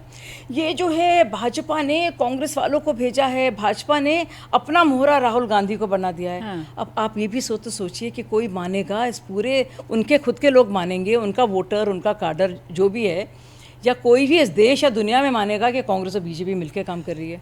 तो ये भी तो है ना। ये बताइए मुझे, आपको क्या लगता है इस देश का क्या सबसे, और आम आदमी पार्टी के सारे स्पोक्सपर्सन आज भी कह रहे हैं, मतलब कि मजाक बना दिया है। देखिए बीजेपी और कांग्रेस मिल गए कर रही है, मिल गए हैं। नहीं, आपको लगता है कि इस देश का सबसे इनसिक्योर नेता कौन है? पीएम ने फोन किया है, राहुल तुम यहाँ सामने बैठ जाओ, क्योंकि हम दोनों का खतरा जो है केजरीवाल से है। मतलब कौन यकीन करेगा? ये है, हम लोग तो कुछ भी नहीं है, ये अरविंद केजरीवाल का चल जाएगा जादू। आपको कौन यकीन करेगा? मेरा सवाल तो सुनिए, इस मजाक देश बना का दिया है। सबसे इनसिक्योर नेता क्या अरविंद केजरीवाल आपको लगते हैं? मुझे लगता है सबसे खतरनाक, सबसे इनसिक्योर वो नेता जो बहुत ही रूथलेस है, कोई जिसमें संवेदना नहीं है, जो सब कुछ ख़त्म कर सकता है और देश को बेचने में जिसको एक मिनट नहीं लगेगा, वो नेता है। मैं उसको बहुत करीबी से जानती हूँ, बहुत ही ख़तरनाक वो नेता है। मैं तो, अगर बहुत से लोग हैं ज़ाहिर है भाजपा को नहीं पसंद करते हैं, तो मैं कहती हूँ भाई वो आपकी मर्ज़ी है, आप समझिए। लेकिन ये मैं ज़रूर कहूँगी कि बहुत ही सोच समझ कर इस शख्स पर कोई उसके साथ फटके भी, और कोई भी बच्चा इन लोगों से बिल्कुल दूर रहे। बच्चा, छात्र, युवा, महिला बिल्कुल दूर रहे। जो विभव है जिसने स्वाति मालीवाल के साथ किया, उसने मेरे साथ जो बदतमीज़ियाँ की हैं, मतलब आप यकीन नहीं करेंगी, जब मैंने अन्ना हज़ारे और आम आदमी पार्टी छोड़ी, पूरे उरूज में थी, उस उरूज में मैंने छोड़ा और बहुत कोशिशें भी की, आप जानती है, लाने की। मतलब अब मैं रोती थी सोच सोच के रातों में। मतलब कोई बात ही बताएगा नहीं, पर मैं बहुत ट्रांसपेरेंट हूँ। मैं उस तरह की मतलब टिपिकल नेता नहीं हूँ। हाँ, बिल्कुल नहीं है आप। मैं नहीं हूँ, मैं खुल कर सारी बातें कह देती हूँ। बेबाकी से आप अपनी बात रखनी, दिल तो की मैं, बात आप यकीन नहीं करेंगे, इतना तकलीफ दे था। दुनिया सोचती थी क्या शाज़िया इल्मी, इतना इनकी एक चेहरा है, और क्या उसमें वो कितने अपने हिम्मत है, कितनी गट्स है, हिम्मत करके सबसे वो लड़ हेड रही ऑन है। लेती थी आप सब। हाँ, लोग दुनिया सोचती थी कितना उसकी पहचान है, पहुँच है आम आदमी पार्टी में। और पर केजरीवाल और विभव, और ख़ासतौर से मनीष सिसोदिया, विभव, जो बदतमीज़ियाँ जिन्होंने मेरे साथ की हैं, और अरविंद चुपचाप वो तमाशा देखते थे। और मेरे जैसी जो बहन है आपकी, अगर आप उसके खिलाफ फेक स्टिंग करा सकते हैं, तो आप कैसे लोग होंगे भाई? जो आप अपने ही खास, आपकी बहन जो राखी बांधती है, वो आप मनीष सिसोदिया के कहने पर आप स्टिंग करवा देते हैं ताकि उसका पत्ता कट जाए, और आप ही के लोग उसको गंदी गंदी गालियाँ बकते हैं आर के पुरम में। तो वो कैसे लोग हो सकते हैं, सोचिए। तो मैं भैया हाथ जोड़ के कहूँगी, ये सबसे ज़्यादा ना सिर्फ इनसिक्योर इंसान है, लेकिन ये ख़तरनाक है। ये अपने हमारे देश के लिए, हमारे युवाओं के लिए, भारत के लिए और भारतीयों के लिए ये बड़ा ख़तरनाक इंसान है। इसके लिए शाज़ी जी, ये तो बड़े लोकतंत्र की बातें करते हैं, मतलब आपके हिसाब से लग रहा है ये लोकतांत्रिक नहीं है, मतलब तानाशाह है ये? तानाशाह जो आपने शब्द का इस्तेमाल किया है, बहुत हल्का शब्द आपने इस्तेमाल कर लिया है। ये और मैं बता रही हूँ, आप ऐसे इंसान से कर रहे हैं जो, देखिए मैं कभी भी मैंने कोई चीज़ मांगी नहीं है। मैं भाजपा में कितने सालों से हूँ, आप इनसे पूछ लीजिए। लोग पार्टी में आते भी हैं तो कुछ लेने के लिए आते हैं। हाँ, महत्वाकांक्षा होती है। और जितने भी लोग बदले हैं मेरे अलावा, आप देख लीजिएगा, जितने भी लोग बदले हैं जिस पार्टी से दूसरी पार्टी में, सिर्फ अकेली आपको शाज़िया इल्मी मिलेगी पिछले 20 सालों में जो किसी दूसरी पार्टी में गई और जिसने कुछ नहीं मांगा हो, या जिसको ना तो टिकट मांगा है, ना कोई भी सीट मांगी है, या फिर कोई पोजीशन मांगी है। मुझे तो मैं अकेली हूँ। मतलब अब 100-200 नाम अब तो हो गए होंगे, क्योंकि अब टीएमसी वाले भी हैं। हाँ, और आप में भी सेल आ गए, लेकिन मैं अकेली वाहिद एक आपको मिलूंगी, क्योंकि मैं हूँ ऐसी, और मुझे सच में कुछ फ़र्क भी नहीं पड़ता है। मैं बड़ी खुश थी एंकर की तरह, मैं बड़ी खुश थी एक्टिविस्ट की तरह, और मैं बड़ी खुश हूँ यहाँ पे, और बहुत कुछ मुझे करने को मिलता है। तो मैं हूँ इस तरह की। मैं अपने को अभी भी किसी से कम नहीं मानती, क्योंकि मैं भी वो हूँ ना, मैं भी कोई कम नहीं हूँ किसी से। और तो मेरे में अकड़ भी है, लेकिन मेरे में खुददारी भी है। मतलब ये इतना मैं बता दूँ। तो पर रोमाना, मैं ज़रूर कहूँगी आपसे कि बाकी पार्टियाँ जो भी हो, लेकिन आम आदमी पार्टी, उनके लोग बहुत ही क्या बोलूँ मैं, किसी भी तरह की शरारत से बाज नहीं आएंगे। कुछ भी कर सकते हैं, कभी भी वो अपना पक्ष बदल सकते हैं, चाहते हैं। मैं बताऊँ अन्ना हज़ारे के बारे में, मैं एक किताब भी लिख रही हूँ मुझे याद है, देखिए 13 दिन अन्ना का, और अन्ना ने तो पानी तक नहीं पिया था, सॉल्ट वाटर भी नहीं लिया था ना, और सारे सबके सामने किया था। आप यकीन करेंगे उस दिन मुझे याद है 11वां दिन था, अगर वो महाराष्ट्र के रालेगन सिद्धि के लोग नहीं होते और वो जो एक महाराज जो आए थे जिन्होंने वो तोड़वाया था फांस, वो नहीं होते तो पता नहीं क्या हालत होती। और मालूम है मैं बाहर, मुझे याद है बहुत से लोग थे, मैं टेंट से निकल कर आई थी, मेरे आंखों में, मैं बहुत आसानी से रोती हूँ और भी लोग थे, मैं अकेली नहीं थी, वो लोग रो रहे थे, अन्ना की बहुत बुरी हालत थी। और मुझे याद है मेहता पाटकर थे, अरविंद ने ऐसे हाथ को मेरे पकड़ा कस के कि चुप रहो, सू दिखाओ नहीं, मतलब और तब तक सरकार मान भी गई थी। मैं आपको सच बता रही हूँ ये बात। तो मतलब ये यानी कि कुछ भी हो जाए अन्ना को, और मैं आपको बताऊँ ये चाहते थे कि सोनम वांगचुक को वहाँ से लिया नहीं जाए, वो चाहते थे बुरी हालत हो, वो चाहते थे सोनम वांगचुक मर जाएं ताकि उनका मूवमेंट को, वो तो चाहते हैं कि छात्रों को लाठियां आप ये कह रही हैं कि अरविंद केजरीवाल चाह रहे थे कि सोनम वांगचुक मर जाएं? अच्छा नहीं, सीजेपी के जो भी लोग थे, मतलब जो आप भी, उन्हें आम आदमी पार्टी का ही प्लांटेड बता रही है ना? मैं, हाँ, मतलब ऐसे कुछ लोग हैं वहाँ पे, और सीजेपी में कुछ अच्छे लोग भी होंगे, लेकिन कोई छात्र नहीं चाहता होगा। लेकिन ये लोग अपने मूवमेंट को बड़ा करने के लिए, जैसे कि अन्ना हजारे के लिए कोई दिल में कोई दर्द नहीं था, वो उनकी इतनी ख़राब हालत हो रही थी, कह रहे थे और करो, पीछे नहीं हट रहे थे, मतलब गोल पोस्ट तब भी वो भी बदल रहे थे।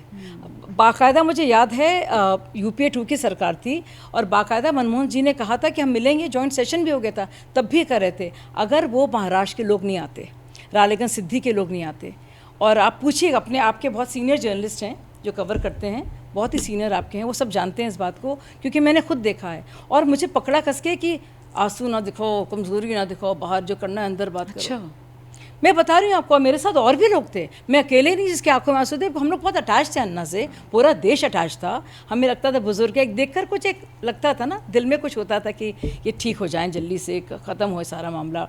जितना हम उनके लिए संवेदना महसूस करते थे, उतने हमें गुस्सा आता था UPA 2 पर। याद है आपको? वो बिल्कुल, it was directly proportional, it was, उन्होंने साथ में कहा, it was directly proportional to anger with UPA 2, the what we felt.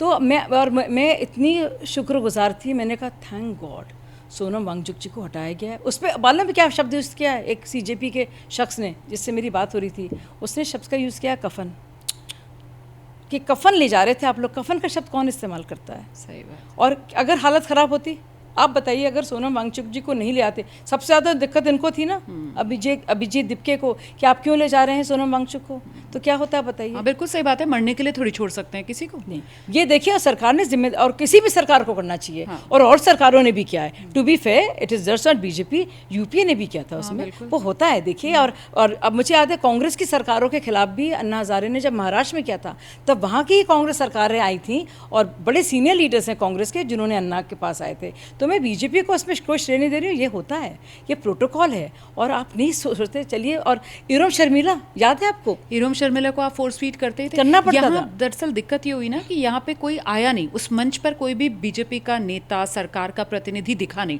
और सीधे एक्शन में दिल्ली पुलिस दिखी, वो भी सुबह सुबह अचानक से, कि पहले वो चादरें लगाई, फिर चादर में लपेट कर उनको ले गए। यहाँ कोई इंगेजमेंट नहीं दिखी, इसलिए लोगों में गुस्सा आया। आपको लगता है ऐसा हुआ, ये वजह रही है? नहीं, मुझे लगा कि जाहिर सी बात है, हमारे जो जेन्युइन छात्र हैं, और वो भी बहुत सारे CJP को मानते होंगे, किसी को कुछ पता, मुझे नहीं पता था कि अरविंद जी की असलियत क्या है, मुझे क्या पता था, मुझे नहीं पता था।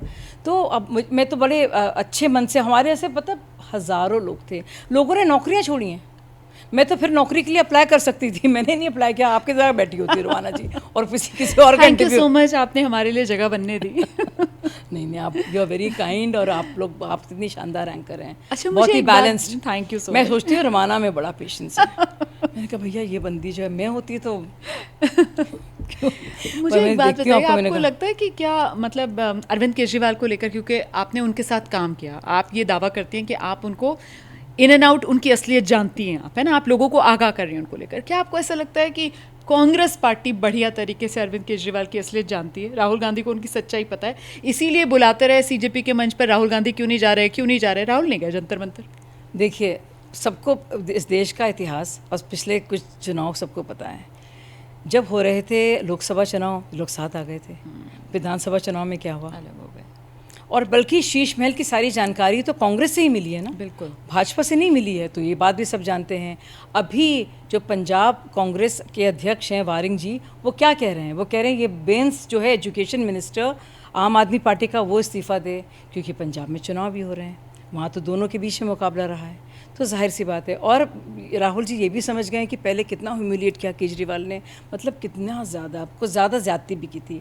मैंने आप यकीन नहीं करेंगी, मैंने शीला दीक्षित जी से बाद में जब मैंने, बल्कि तब मैंने बीजेपी भी नहीं ज्वाइन की थी, मैं ख़ास तौर से गई थी, मैं कहूँगी मैं माफ़ी मांगना चाहती हूँ, हम लोग ने अति की थी, नहीं कुछ ज़्यादा, हम लोग ने बहुत गंदी गंदी बातें कह दी थी, मतलब मैंने खुद नहीं की होंगी, लेकिन कुछ ज़्यादा हम लोग ने बहुत ज़्यादा कुछ कर दिया था। और ये आम आदमी पार्टी का कैरेक्टर भी था जो, फिर तो वो एक दौर चला जब अरविंद केजरीवाल का सॉरी वाला नहीं सॉरी नहीं बिल्कुल सॉरी नहीं चला, वो डेफेमेशन, हाँ वही तो डेफेमेशन केसेस में होता है, बार बार आना पड़ता है, उससे बचने के लिए, हाँ उससे बचने के लिए बोले अब तो मैं सीएम बन गया, माफी वीर बन गया, माफी मांगो। अरे मैं बताया ना, अरविंद जी कुछ भी कहीं भी कभी भी कर सकते हैं, अगर उनको बस चले, उनको लगे इसमें फ़ायदा हो, तो वो बाकायदा उनका वो चाइना या पाकिस्तान जाके चुनाव लड़ सकते हैं, वहाँ पे भी मूवमेंट खड़ा कर सकते हैं, वो बहुत इस मामले में, नेगेटिव मामले में बहुत कैपेबल हैं। तो क्या आपको ऐसा लगता है कि अन्ना आंदोलन जो हुआ और उस अन्ना आंदोलन का जो देश, सॉरी, तो अब राहुल गांधी भी इसलिए समझ गए हैं क्योंकि आपको याद है मिलकर रो रहे थे, सुनीता केजरीवाल जी थी, मोटे मोटे आंसुओं से रो रही थी, फिर विधानसभा में पूरा हो गया, सारे झप्पी पप्पी हो रही थी उन दिनों, फिर उसके बाद क्या हुआ, उसके बाद सबने देखा है अब अभी से क्या क्या बातें कही जा रही हैं। इसीलिए अब आम आदमी पार्टी का, और मैं अभी से आपको बता रही हूँ, मैंने कह दिया था, संजय सिंह ने लिखा ये, अब आप देखिएगा अगले कुछ दिनों में क्या कहेंगे, बीजेपी और कांग्रेस मिले हुए हैं, ये सब मिले हुए हैं भाई, तो ये दोनों मिले हुए हैं, कांग्रेस बीजेपी। अब देखिएगा, मेरा एक प्रेडिक्शन है कि आम आदमी पार्टी के सारे leaders, including Arvind Kejriwal, including Bhagwant Mann, including Sanjay Singh, including आपके सारे स्पोक्सपर्सन, भाजपा और कांग्रेस की तो सेटिंग है, देखिए, और वो हो रहा है, जिसको लेकर हम ज़्यादा हंसी आती है, मतलब कि क्या लगा रखा, अभी इतने बेवकूफ़ कोई भी नहीं है ना। लेकिन इन लोग के साथ आप लोगों ने अति नहीं की, मतलब सब जेल में चले गए और उसके बाद निकला कुछ भी नहीं, अब सब सलाखों से बाहर हैं, ये कहते हैं देखो जी हमारी बात जो थी वो सही साबित हुई है, हम पर तो जबरदस्ती हमें केसेस चल रहे हैं सबके। अब ओनस वेंडिटा पॉलिटिक्स की बात करते हैं ना, ओनस है इन्वेस्टिगेटिव एजेंसीज पर, जहाँ तक बात है शराब घोटाले के, तो बाकायदा सारे डॉक्यूमेंट्स हैं, और इसीलिए उन्होंने शराब नीति को वापस भी लिया। शीश महल सबने देखा है, कांग्रेस पार्टी ने वो किया, वो भी तो है ना, वो भी असलियत है, प्रमाण है पूरा, किस तरह से 4 छोटे बंगलों को हटाकर इतना बड़ा, वो भी असलियत है। और शराब घोटाले के तो रेवेन्यू रिकॉर्ड्स देख लीजिए, वो तो सब जगह है ही। अब उसमें तार निकालने हैं, ढूंढने हैं, कैसे प्राइवेट रिटेलर्स हैं, वो दुकानें भी हैं, जो सरकारी जो जगह थी उनको हटाकर कैसे स्कूलों के पास, मंदिरों के पास नए ठेके खुले हैं, लोगों के बयान है, वो तो असलियत रहेगी ना। ठीक है, तो शाजिया क्या आपको लगता है कि अन्ना आंदोलन का जिस तरीके से राजनीतिक फ़ायदा उठाया गया, उस वजह से अब देश में कोई भी जब आंदोलन होगा, जन आंदोलन, तो उसके लिए आसान नहीं होगी राह? क्या इसकी जिम्मेदारी आपको लगता है कि अरविंद केजरीवाल पर आप डालेंगे कि अरविंद केजरीवाल की वजह से ऐसा हो रहा है? देखिए, आपका चैनल ने उस दिन क्या सुर्खी थी, उस दिन, किस दिन? जिस दिन अरविंद केजरीवाल ने पार्टी बनाई थी, और अन्ना बहुत नाराज़ थे और बहुत ही दुखी थे इससे, क्योंकि अन्ना बिल्कुल नहीं चाहते थे पार्टी बने। तो एबीपी न्यूज़ की वो थी एक पूरा एक हेडलाइन कह दीजिए आप, ये मेन जो स्लग है, या पूरा जो एक शीर्षक था, वो था एक आंदोलन की मौत। आपको याद है? नहीं भूल सकती मैं, एक आंदोलन, वो आंदोलन की मौत थी। तो और उससे फिर पार्टी निकली, एक राजनीतिक दल का जन्म भी हुआ था।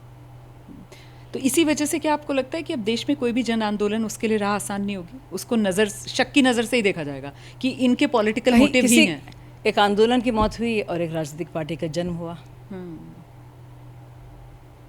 ये है, मतलब और बहुत कुछ कहा जा सकता है इसके बारे में, लेकिन ये भी असलियत थी ना।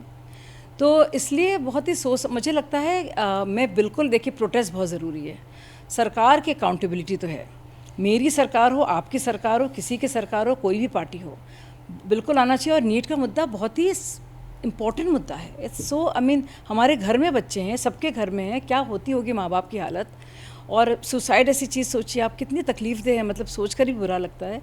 तो वो तो प्रोटेस्ट तो होने चाहिए, लेकिन मुझे लगता है कि एक पॉजिटिव आउटकम के लिए सरकार को अकाउंटेबल बनाइए, ताकि ये बात आइंदा ना हो।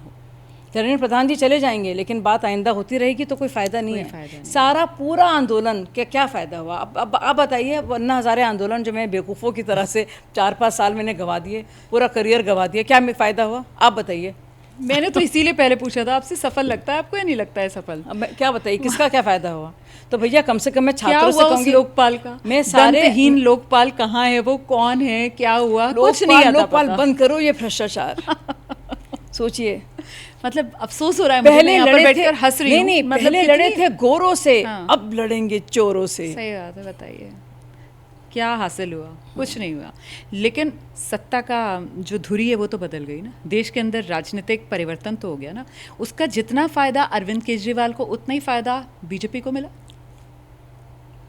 देखिए इतनी तो एंटी इनकम्बेंसी थी, और यूपी 2 के हाल में तो बहुत ज़्यादा ही करप्शन मामले थे। ऐसा कोई मिनिस्टर नहीं था, ऐसा कोई डिपार्टमेंट नहीं था सरकारी जिसमें बेतहाशा करप्शन, बड़े बड़े स्कैम्स के नाम नहीं थे। मतलब ऐसा कोई डिपार्टमेंट नहीं बचा था। आप एक एक मिनिस्ट्री को देखिए। और मैं तो बड़े आपको साफ तौर पे कहना चाहूँगी, मुझे बड़ा फ़ख्र है कि सेंट्रल गवर्नमेंट में किसी भी मिनिस्टर पर अभी तक 12 सालों में एक बहुत बड़ा करप्शन का मामला या छोटा भी करप्शन का मामला नहीं आया है। ये मैं आपको बताना चाहती हूँ, ये इंश्योर तो किया है। तो ये तो एक अकाउंटेबिलिटी है। लेकिन चाचे उस दौरान भी जितने मामले उठाए जाते थे, अब वो कोल स्कैम इतना हल्ला हुआ, उसमें क्या हुआ? जज बोलकर चला गया कि मैं सुबह से शाम तक यहाँ बैठा रहता हूँ, कुछ लाकर दिखा तो दो मुझे। कुछ नहीं हुआ उसके अंदर। आप वो 2G स्कैम कितने हो हल्ले थे, मतलब यूपीए सरकार के समय नहीं, अन्ना वो आंदोलन, उसमें भी कॉमनवेल्थ गेम्स के सारे बातें हैं, बहुत सारी चीज़ें हुई भी हैं और काफ़ी कुछ होता था। और कॉमन इसकी जो आप बात कर रही हैं 2G शीला की, दीक्षित को घेरा गया कॉमनवेल्थ में, बाद में माफ़ी मांगनी पड़ी। ये जो था ये तो देखिए, ये प्रोसिक्यूशन को करना चाहिए था, ये इन्वेस्टिगेटिव एजेंसीज को पर्याप्त एविडेंस देना चाहिए वही था। तो उसमें कोताही जाहिर है कमी रही है ना, मतलब जितना होना चाहिए नहीं था, इसीलिए वो निकले हैं। मतलब उनको बरी किया गया इन इल्ज़ामों से। ठीक है। तो वो तो मैं मानूंगी उस बात को। देखिए जो फैक्ट्स हैं तो उनसे तो इंसान भाग नहीं सकता, तो उसको तो आप तोड़ मरोड़ नहीं सकते। तो आप अन्ना आंदोलन के बाद आप आम आदमी पार्टी, निर्भया आंदोलन, हाँ, और आम आदमी पार्टी के बाद फिर आप बीजेपी में जब गई, तो मुझे बताइए कि बीजेपी वाले क्या मतलब कहते थे कि भाई अरविंद केजरीवाल या आम आदमी पार्टी या उस अन्ना आंदोलन को लेकर बीजेपी की रीडिंग और बीजेपी के लिए सीख और सबक क्या रहा? देखिए बहुत से लोग आए हैं बीजेपी में आम आदमी पार्टी से, लेकिन सबने देखा था कि मैं 1 साल पहले और कितनी जद्दोजहद के बाद में आई हूँ। जो लोग अभी आए पता नहीं कितनी उन्होंने मेहनत की है पार्टी को बनाने में या आंदोलन को बनाने में। तो ये तो मेरा बैकग्राउंड था ही, मेरा बैकग्राउंड एज एन एंकर भी रहा है, तो वो एक पब्लिक में रहा है, एक क्रेडिबिलिटी मेरी उस तरह से तो रही है जो हम औरों के बारे में नहीं कह सकते, क्योंकि वो जाहिर है वो अरविंद केजरीवाल की जो मैग्नानिमिटी है, जो कहना चाहिए ना कि उनकी जो फिराक दिली के बेनिफिशरी रहे हैं। तो मैं तो नहीं थी ना, मैं तो बाकायदा हम लोग मेहनत करके उसमें भी आगे बढ़ी थी। तो मैंने जो ये सीख क्या दी वो दुनिया देख रही है।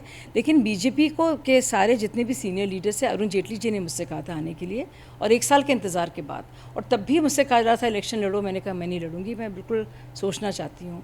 मेरे लिए अच्छा ये रहा कि एक ही 6 महीने में ट्रिपल तलाक का वो मुद्दा आया सुप्रीम कोर्ट की तरफ से, और मुझे लगा कि शायद यही लिखा था किस्मत में, क्योंकि उसमें मैं बहुत ज़्यादा मोर देन पॉलिटिकल ये सब सोशल चीज़ें मुझे बहुत इम्पैक्ट करती हैं।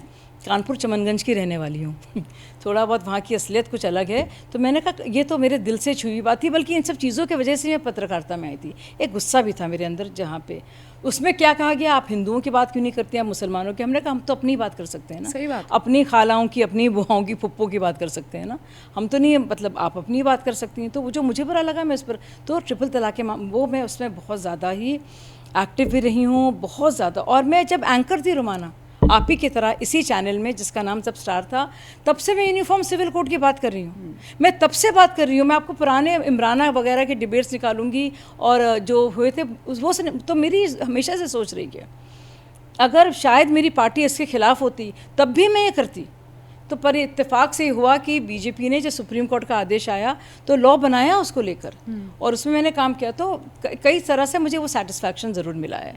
और क्या सीख होगी आम आदमी पार्टी से, तो मुझे लगता है बीजेपी ने जो लगातार जो कामयाबी हासिल की है लोगों को समझने में, लोगों तक पहुंचने में, बहुत ही मेहनत करने में, तो ये बीजेपी एक बहुत ही ऑर्गेनाइज्ड विजन के साथ चलने वाली पार्टी है। आसानी से हिलते नहीं हैं लोग, ये लोग बहुत सोच समझ के चलते हैं। बहुत सारी चीज़ें जो आप देख रही हैं, ये बीजेपी के जो सीनियर लीडर्स हैं, इंक्लूडिंग हमारे प्राइम मिनिस्टर, होम मिनिस्टर ने बहुत सालों पहले सोचा हुआ है पूरा आर्टिकल 370 का।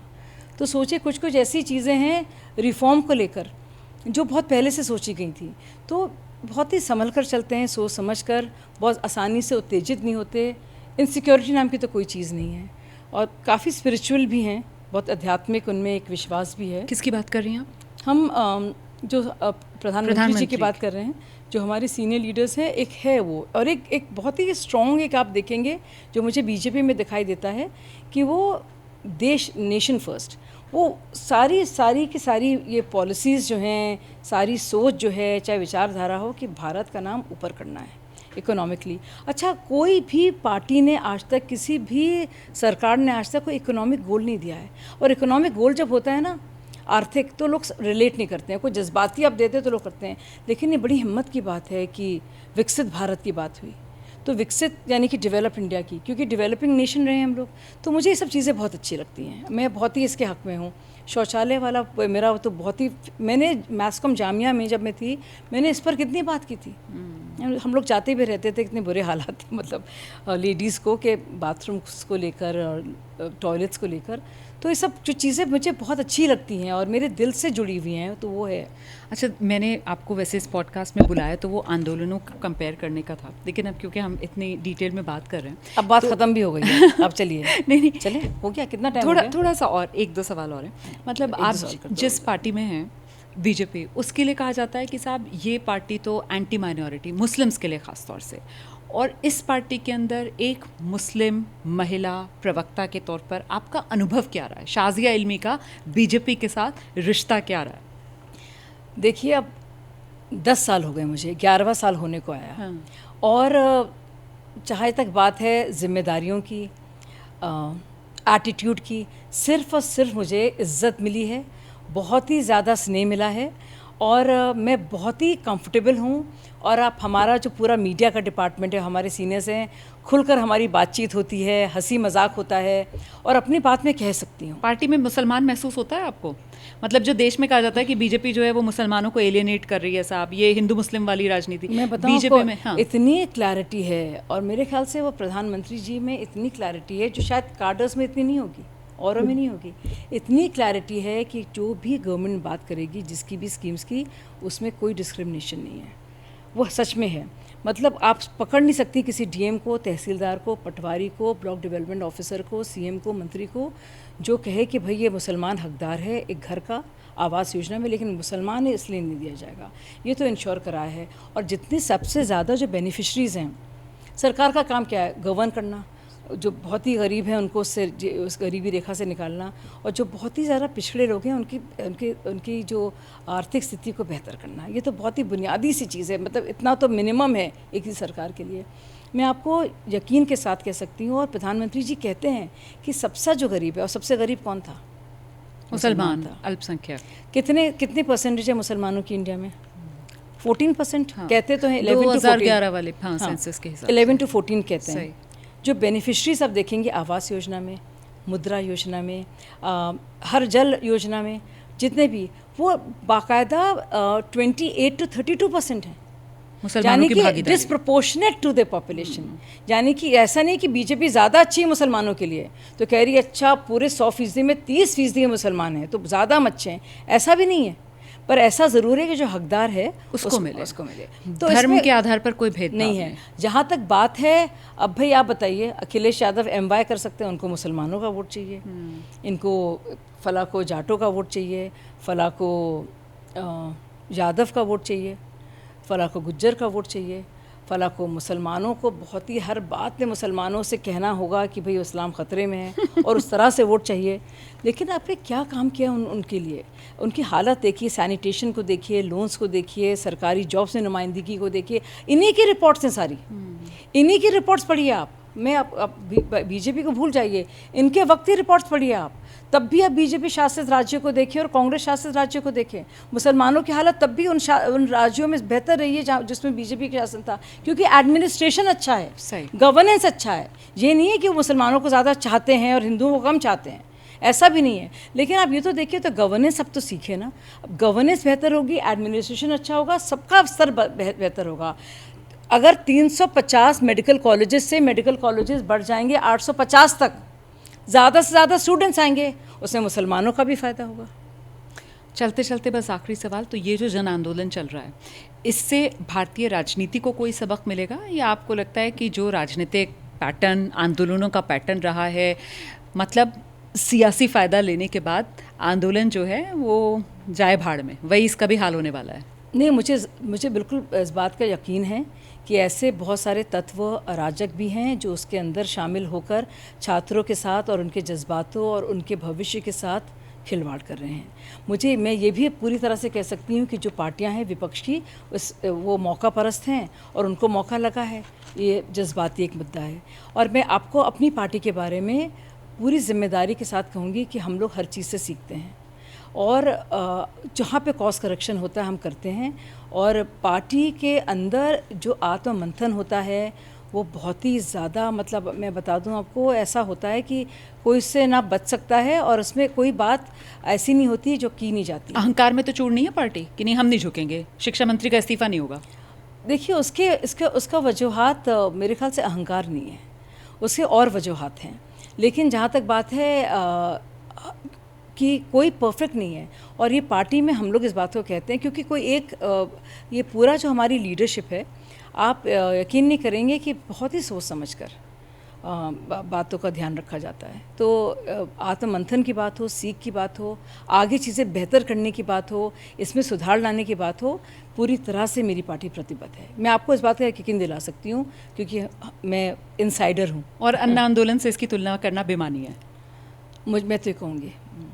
बहुत शुक्रिया शाज़िया इल्मी मेरे पॉडकास्ट में आने के लिए। जर्नी विद रोमाना में शाज़िया इल्मी को आप सुन रहे थे। आंदोलन से निकली खुद शाज़िया इल्मी और कह रही हैं कि वो 1.5 दशक पहले वाला जो अन्ना आंदोलन था, उससे अगर आज के इस अभिजीत दीपके वाले आंदोलन को आप कंपेयर करें तो उसका कोई मतलब नहीं है। हर दौर का आंदोलन अलग आंदोलन होता है और इस आंदोलन को शाज़िया इल्मी कह रही हैं कि बिना राजनीतिक चश्मा लगाए अगर आप देख रहे हैं तो शायद एक बार फिर से आपको गौर करना चाहिए इस आंदोलन को देखने के लिए, क्योंकि उनको ऐसा लगता है कि ये आंदोलन पूरी तरीके से राजनीति से प्रेरित आंदोलन है। इसीलिए इस आंदोलन की मंशा को लेकर यहाँ पर कुछ ना कुछ सवाल, और साथ ही वो आगाह कर रही हैं युवाओं और छात्रों को कि आप जब अपनी कॉज के लिए, अपने मुद्दे को लेकर मन से आप इस आंदोलन के मंच पर जा रहे हैं, इस आंदोलन कर रहे लोगों से जुड़ रहे हैं, तो ज़रा सा संभल जाइए और थोड़ा सा बैकग्राउंड चेक कर कर लोगों के साथ जुड़िए। कहीं ऐसा तो नहीं है कि कोई आपका फ़ायदा उठा रहा है, आपके कंधे का इस्तेमाल करके अपनी राजनीति चमका रहा है।